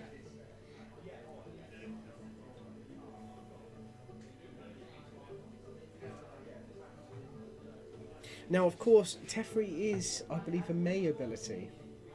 Okay, what, to untap the lands? No, to exile. Okay, so Phil does have to remember to do it each time. I believe so. And it can't... Because what if it was a must ability and it could target your own things? That would be a lot worse. Yes, that would be quite a lot worse, wouldn't it? You run out of your opponent's lands, so you've got to start hitting your own. Yep. This is quite the lock. Counter it. Exile or something else? 2 for 1s. Gear Hulk. Full Glimmer of Genius, exile 2 permanents. Yeah.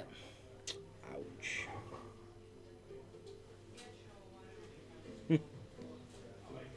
Exile your 2 lands. Exile that Glimmer of Genius before I give you a game loss. Please, please, please, can Phil cast Memory in Exile 7?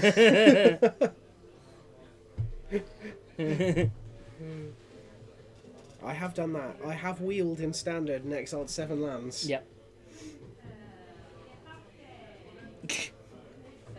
Turn 4. We can hear Jess in the background. I'm not sure she's happy with her current position.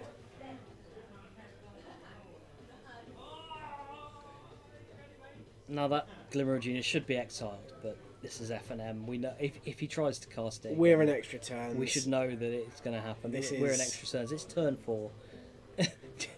The players are still... I assume it's naming Aetherflux Reservoir. The players are still casting spells and moving permanents around. Yes. But this game finished a long time ago. I think so. I think the round has almost already been paired as well.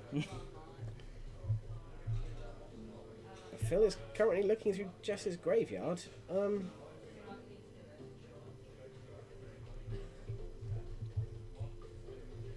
What do you think he was looking for? Something to name with Sorcerer's Spyglass? Yeah. He's named Aetherflux Reservoir, which I agree that he should. And been attacked with the Torrential Gearhulk. Yeah. Jess is not conceding, so this will go to... This will be 1-0 to Phil after turn 5 here. 1-0-1, technically. 1-0-1, actually, no, yes. it's 1-0. I don't think the last game actually resolves. Because it's not finished? It's not finished, no. But we will continue to take game actions. Yes. They could choose to draw this specific game and it could end 1-0-1. Yes. That is very true. She tried. This was an exceptionally difficult matchup for that deck. Yeah. And she certainly did very well. And she's a good sport, look at that. Absolutely, yes.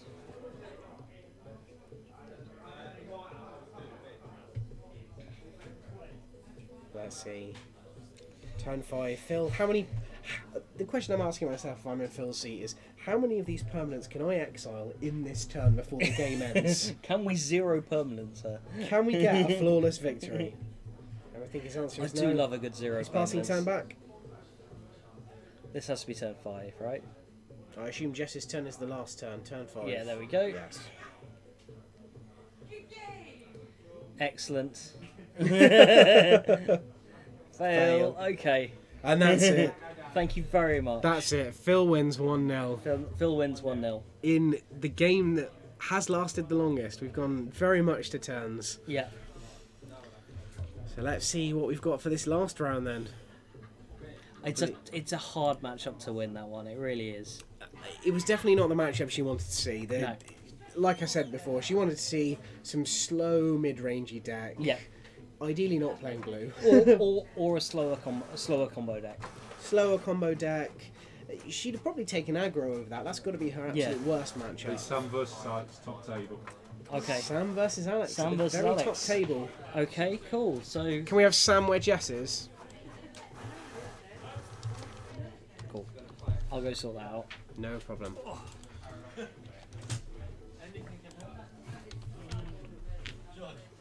Perfect, thank you. Linda's sorry. So,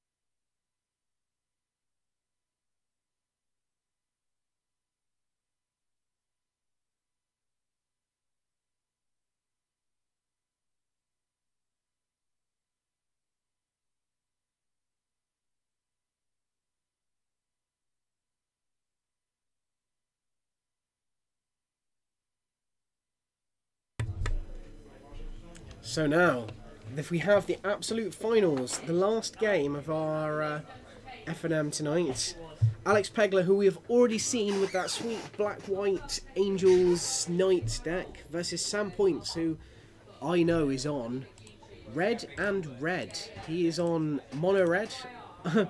It's about as aggressive as you can get. And it's time to see which of these decks fares better. The lifelink that Alex Pegler can provide through those Angels is going to be very difficult for Sam Points to deal with. Normally, decks bring in Lyra, Dawnbringer, against the aggressive red decks. Alex is playing them in the main. So, this is it. This is to see who takes home the big prize. Ooh. And that appears as if someone has borrowed my Days playmat. A very beautiful playmat it is, I might say. It's absolutely stunning. The person who chose that playmat has obviously got exceptionally good taste. So what artwork is that playmat, George? That playmat is the Masterpiece Days artwork. I don't know many people with that playmat. Oh, I think I can think of one person. I might have stolen it out of your bag, George. Have you stolen it out of my bag? I have stolen it out of your bag. Why have you stolen George. it out of my bag? Because Sam needed a playmat to play with, and I haven't brought a playmat tonight. That's absolutely fine. So I've given Sam your playmat to play with. That matches the artwork on the 3 Daisies I have in my Legacy deck, which we saw. Very nice, lovely. I wish I had the 4th one, but we're not So, quite finished the deck if anyone's yet. watching out there and has an Innovations Days, George would like to trade for it. He has lots of lovely cards. I do have a lot of very lovely cards. I'd be more than willing to trade for it. Plug. Absolutely. put it in the comments and I'll get in touch. Yeah. Absolutely. No, I'm currently in the process of foiling out my Legacy deck. Oh, lovely. It's, I'm not in the process of foiling out Legacy decks. well, you like to switch your Legacy decks quite often, don't you? I do. I'd rather have lots of different cards and be able to choose what I'd like to play for Legacy. need to reset the timer, boys. Yes, we do. Go. Sweet. So Cool. the timer's begun. This is our final round. This is final round. It It's is. the last round of standard. And as you can see, I've already got the colour combinations in. Do we think Sam Points is on a red deck? Sam Points has got 2 red symbols because he's not on just mono red. This is about, I believe, as aggressive as mono red gets. Who'd have thought that Sam Points was going to play aggro? I know. It's almost like it's his style of deck. He's played control decks before.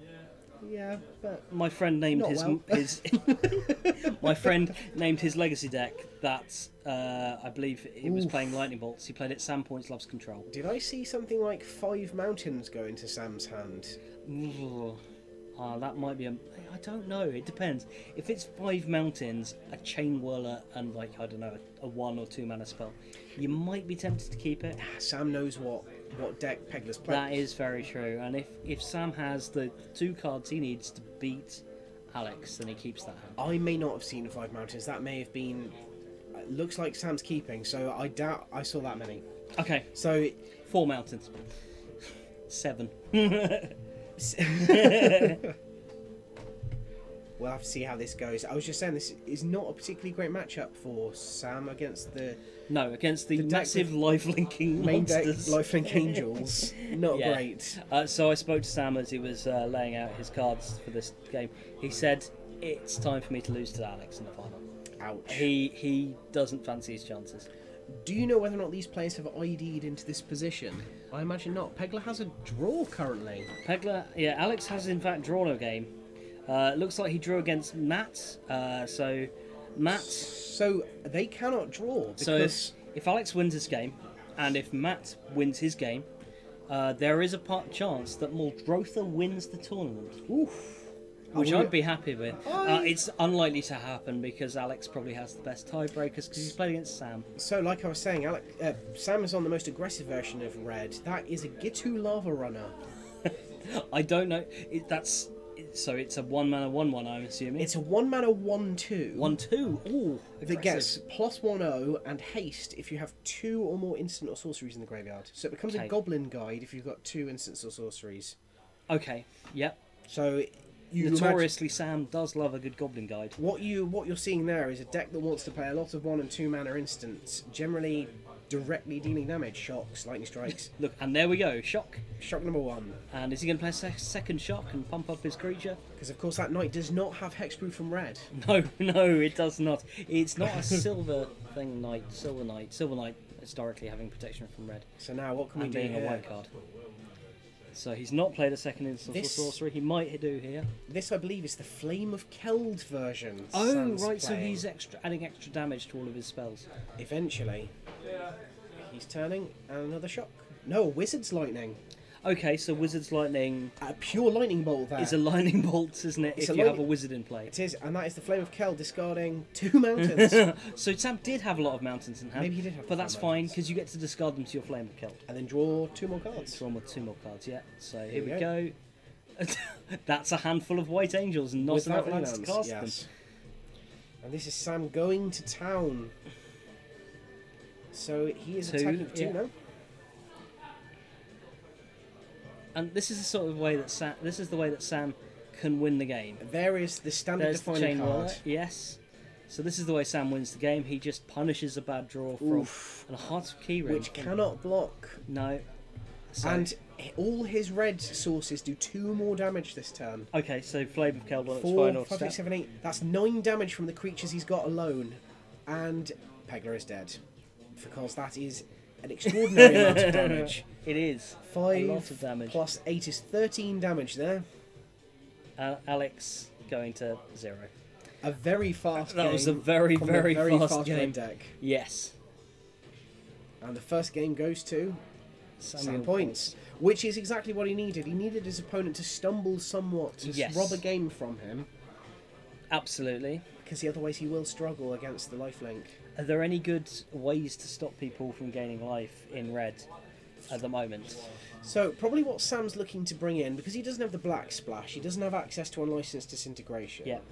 So Sam is probably looking to bring in, I believe it's called Fight with Fire. Yes, yeah. 3 mana lets you deal 5 damage to a target creature. Yeah. Or you can essentially It's like 10, isn't it? Or something like you that. can pay, I believe it's 7 mana. Okay. To deal 10 damage to any source of any your choice. target, yeah. So it essentially can win you the game. Yes. If Alex isn't already at like 50 life. No. Now I'm just going to have to actually check the text on that card because that was... I'm going to go check what their sideboard You go for it. Find out while I double check what Fight with Fire is. 3 mana, deals 5 damage to target creature, and if it was kicked... so the kick is actually 6 mana, so it's 9 mana, not 7, to deal the 10 damage, divided as you choose. So that card is looking to kill Lyra Dawnbringer. Almost exclusively that's the card we want to kill, because Lyra has first strike, so none of his other creatures can deal damage to it. It has lifelink, and it's flying, so it can provide a roadblock the turn it comes in, and then the turn afterwards it can start swinging and gaining huge chunks of life. And not to forget, in Pegler's deck, the second line of text on Lyra Dawnbringer is relevant. It does pump his other angels and give them lifelink, because Pegler is playing Shalai. No way to activate the ability of Shalai, which is green, but he can still have it pumped by Lyra. So, Well, Fight with Fire has to be in Sam's sideboard to come in now. so I've seen some copies of Hazaret, some copies of Chandra that he's considering. Okay, he's going bigger? He is going bigger, or he's maybe going bigger. He doesn't know. I've asked him to wave his cards at the camera when he has decided. I can tell you that it's not looking good for him. Alex is bringing in 3 Authority of the Councils. Ooh. Which is a 1 mana white artifact that says whenever a creature enters the battlefield you gain 1 life, and also your opponent's creatures enter the play tapped. That turns off all the haste creatures. It really does. So all those lovely haste creatures that Sam has that would attack straight away, they just come into play tapped, and his opponent gains 1 life. Oof. It's pretty backbreaking 1 life for red. might not seem like a lot. Yeah, no, but it really adds up. That's the thing. So all Sam has to do is play 3 creatures, and you've negated 1 of his lightning bolts already. Oof, goodness me, that is painful, and it's not that life gain either, because I mean you also gain 1 life from an life Earthshaker camera, but you plus prevented the 2 damage that it would do on the turn it comes into play. So that has completely negated. If Sam's bringing Hazaret as well, that's even worse against Hazaret. That's even better against Hazaret. Absolutely. We shall see. I think it's all going to come down. I think maybe Sam's gone the wrong way with his sideboarding plan. I don't know what Sam's gone with. If he has gone the bigger, I feel like that's potentially a mistake. I think the faster he goes, the better. Yes. He needs to get under Pegler. Like he did that last game, he was very aggressive. Yeah, just punish those bad draws. Thanks, Alex's Josh. deck has got... Really appreciate that. Yeah, I'm very proud of that playmat. I assume you mean me, and you could mean Pegler's Avacyn playmat. He means the Avacyn playmat, if I'm honest. Do you? Ouch. That hurts. So, I really love that Day's artwork. I'm not a fan of the border of the card that the Day's artwork appears on. I completely agree with you. I cannot stand it, but I love the artwork enough to overlook the borders. If they reprinted Days, so if they printed a new copy of Days with that artwork on, I'd be all over it. I'd like a full art version, a full art textless version of that. I'm sure, like the old Player Awards promos. Yeah, that would be amazing. Imagine that. Yeah, absolutely. Wow. And then when you play this textless card that says "Pick up my land to counter your spell," your opponent can go, "I'm sorry, what? Call a judge?" I mean, the textless cryptic card is amazing, but no one remembers what it does. All the order of the cards.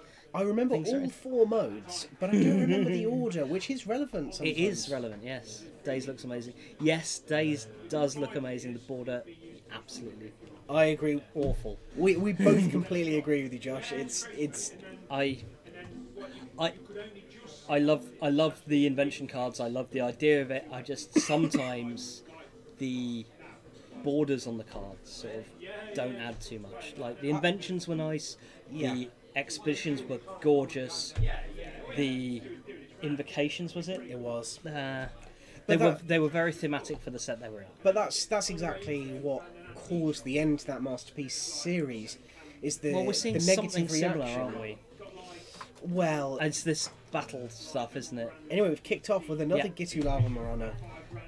Excellent, good start. Out of the doors early. No Authority of the Consuls yet from Alex. It's a good sign for Sam.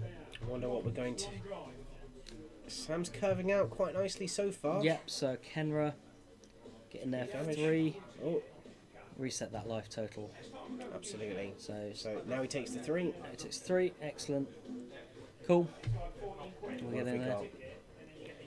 So how's So Pegler going to deal with Alex this? can play the 3 mana Angel or History Benalia, so that puts a Knight into play. That's good. Now we are seeing history repeating. That lovely foil token again. Can't quite see the artwork on it, but it is. Believe me, it is very nice. So if Sam can play something to stop that token from blocking, for example, like another Kenra, or he can play a Shock. Shock would do it, or Oh, that's good. Soulscar Mage, what can you follow that up with? It seems like he's got some kind of spell. Ooh, he's just going to attack with the Kenra. Pegler's not going to block. Interesting. Do you think he's holding up a removal spell here? Do you think he's scared of angels? Is that I more- think if he'd had a removal spell, he would have used it on the Knight and got in for more damage. He'd have only got in for 1 more damage. The lava True, only attacks for true. 1 there. So second Knight. Yep. So 4 mana. What can you play for 4 mana? That's good. Shalai. Shalai's pretty good. Yeah. Give you a smaller dude text. There we go. Yeah. Hexproof, and it's key. So is Sam full gonna respond with a removal spell here? Do you think, or do you save the removal spell for Shall I? The only removal spell he's got here is Lightning potentially Strike a lightning strike or an abrade, which neither of which kill the. I did see abrades in his sideboard. He's got the shock, so he kills the knight. Now, curiously, he has got Soulscar Mage, so the damage that his burn spells are dealing is in -1/-1 counters. So he could knock Shalai down with a lightning strike to only 1 toughness. Let's see how we can follow Has that Soulscar Mage got Menace, is it? That's the key sideboard card we were discussing. Yes, Fight with fire. Excellent.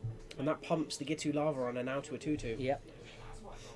All of those cards trade favourably with that Knight token. And there's a Prowess trigger on that Soulscar Mage. Oh, it's got Prowess. It has. Ah, okay. It's a. So that makes it what 2/3 now. It is. Oh, wow, look at me knowing the power and toughness of cards. Like mono red cards as well that I'm not used to. So well, it's a 1/2 Prowess. It is. I know that now. But without haste. I had to make a guess. Oh, without haste, yes. So it's an excellent card. So it interacts quite nicely with some of the burn spells. It makes those big monsters, you can trigger them down. Absolutely. Now, do you trade off here? And what would you trade off with? I think you definitely trade something. The Lava Runner? I don't think the Kenra's a good shout. The Lava Runner's probably the best bet. Yeah. Kenra will come back and do its thing again later. He does take 4 damage, but he's taking 4 damage no matter what he blocked. So, and against Alex's big creatures with lifelink, actually making them not be able to block is quite good. Is this a Lyra? This is it. Sam's already used to fight with fire. If this is a Lyra, he's not in a great shape. No. Depends what else he's got, but I believe that History of Benalia should be in the graveyard now, because the third saga, the third Law counter goes on it. It gets sacrificed, pumps knights. There we go. He's just noticed. Now I feel like if he had a Lyra, he would have windmill slammed it down onto the table here. Yeah. So, carefully weighing up his options. It depends. If Alex has got a Lyra and a Settler Wreckage. Settle would be quite good. Oh no, it's a Shalai. Cool.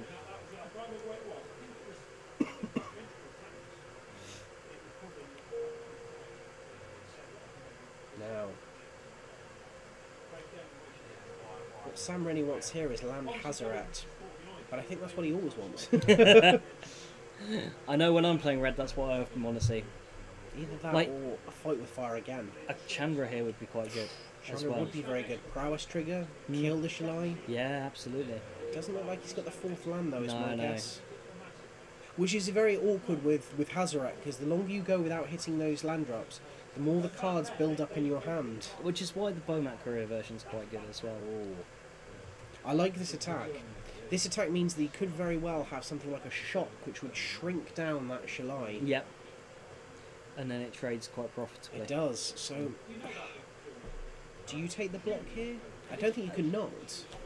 I think you have to, because Alex is getting lower. He's getting 11 life. It's not low on life, but against the red decks that's got a lot of burn in. I block the Earthshaker Kenra though, because if it gets shocked, I think so too. It still trades with the Kenra. It doesn't trade with the Soulscar Mage. And Sam does not have the lands to bring back Kenra anytime soon. So Shalai's a 3/4, isn't it? It is. So shock makes it a 1-power creature. It does, which would trade them with the Earthshaker Kenra rather than just chumping. Just get destroyed by the. That was a heads up play by Sam. That was good. It was good, yeah. Difficult position for Pegler though. Ooh, and there's the Flame of Keld. Yes, discard my hand. It was a Hazaret, as we thought. But that final saga, the law counter on the saga, it did kill him last game. It did. There's the little bit late to the consoles. Yeah, it's a bit late to the party. And the knight. No black permanent either though. No, do you gain a life? You gain a life off it. No, not off your own creatures. Only your opponents, unfortunately. Okay. So Sam draws 3 cards this turn. That seems pretty powerful. Chain Whirler. Oh yes. With the Soulscar Mage shrinks down the knight to a 1/1. Yeah, that's good. I like that a lot. Now. And he's got that land, so his hand consists of Chain Whirler, land, and something else. Do you save the Chain Whirler for the final? I think you do. Yeah. Put 3 -1/-1 counters on all of and do 3 to your opponent as well. That's quite good. That's very powerful. Yes, it is. So if Alex now plays, I don't know, what's the 3-mana 3/3 angel? If Alex plays that here, It just dies. it just dies. Library just becomes a 2/2. But then again, if he's got the settler wreckage here, then that's really good for Alex as well. Settle is what he needs. Oh, he's got Oh, no. That dies. Chainwhirler. Yeah. Just makes a nice and it dies. 1, 2, 3, 4, 5, 6. Ooh. He's still touching it. Do you think he's not certain of this player? I think he's gone for it. Yeah, I think so too. Yeah, He's only got that token. Yep. Token in play. What else has he got? He's got a black and a colourless left open, hasn't he? A painful black. I feel like he's got nothing. If you had a fatal push or something you could cast, you'd hold up a non-painful black mana, wouldn't you? Yes. Oof. 3 to everything. That's it. Pegless board wipes. Yeah, display tapped, which is a very good point, and you gain life. Very important. So he goes up to 9. Up to 10, and then up down to 7. 10, down to 7, yeah. So it's... And then gets hit for 1, 2, 3, 4, 5, 6, 7. So he drops to 1. Does Sam have anything to follow it up with? Doesn't look like. The only thing that Pegler can really draw here is something with lifelink. He needs an angel. He does need an angel, that would be excellent. Or we would have to have 2 removal spells, but I feel like he would have used one by now. Nope. Or a settler wreckage. Settler wreckage might have done it. And that's it. That is game over. 2-0 to Sam Points. 2-0 to Sam Points. Wow, goodness me, look at that. That's not the result we expected. That Sam there going under the white deck, the white black deck. Wow, goodness me. That. It seemed like Pegler did not find his... He didn't see the answers he needed at the right times. And he found his a little bit stilted on lands as well. On turn 5? Yeah. Way too late. That is a classic example of a red aggro deck punishing a mid-range slow draw. A slow mid-range draw. Mid-range deck almost specifically designed to beat the mono-red deck. Yeah. With big, powerful, white, lifelinky creatures. And with that result, Sam Points goes undefeated at FNM and I believe wins. He is our only undefeated player, finishing off on 12 points. Very well. Congratulations, Sam. Well done. We will shortly present him with some prizes. And a slap in the face. And a well-deserved one, I might add. Mm-hmm. For bringing mono-red aggroes to FNM. It was probably the most. It's probably the most like on meta deck. Everything else we've seen has been amazing, lovely brews, apart from maybe mono white blue control. I mean, just looking at the list of other players we've had tonight. So what you haven't seen is we've got Joe Quilty playing Godfarer's Gift. Yep, Joe playing Godfarer's Gift. Which version of Godfarer's Gift do we know? Has he got the red splash in it? I don't think he is playing the red splash anymore. He has previously. I know he has, but I think he's just gone straight back to the blue-white version. I think he found it more consistent. Yeah. I believe that Luke is playing Green-Red Dinosaurs. Luke McKean? I believe so. Awesome, Green-Red Dinosaurs, love that deck. So which sort of dinosaur? We're talking Carnage Tyrants, or we're talking... We're talking the whole way up. We're talking... brilliant. The Deathscourge Scavenger, into Ripjaw Raptors, into... Ooh, now here's testing me. The 5-mana one that creates a token and dinosaurs have haste. Possibly. I couldn't tell you what that card's called. And then all the way up to Carnage Tyrant. It's excellent. Some very big, very powerful red dinosaurs. How's Luke doing? He's won a game. Excellent. He's won a match. We have no idea what he's done might have this won round. this match, yeah. Okay. We've also not seen Oliver Pass. He's on Black-White Vampires, I assume. That's what he's been on in the past. Excellent. And a number of other players as well, who I can't confirm what decks they're on. And hopefully Matt Parry has won his match and the Muldrotha deck has gone... That would have been undefeated if he'd won a match. Yes, because he would have only had a draw. So that would jump him straight into second place. Yes.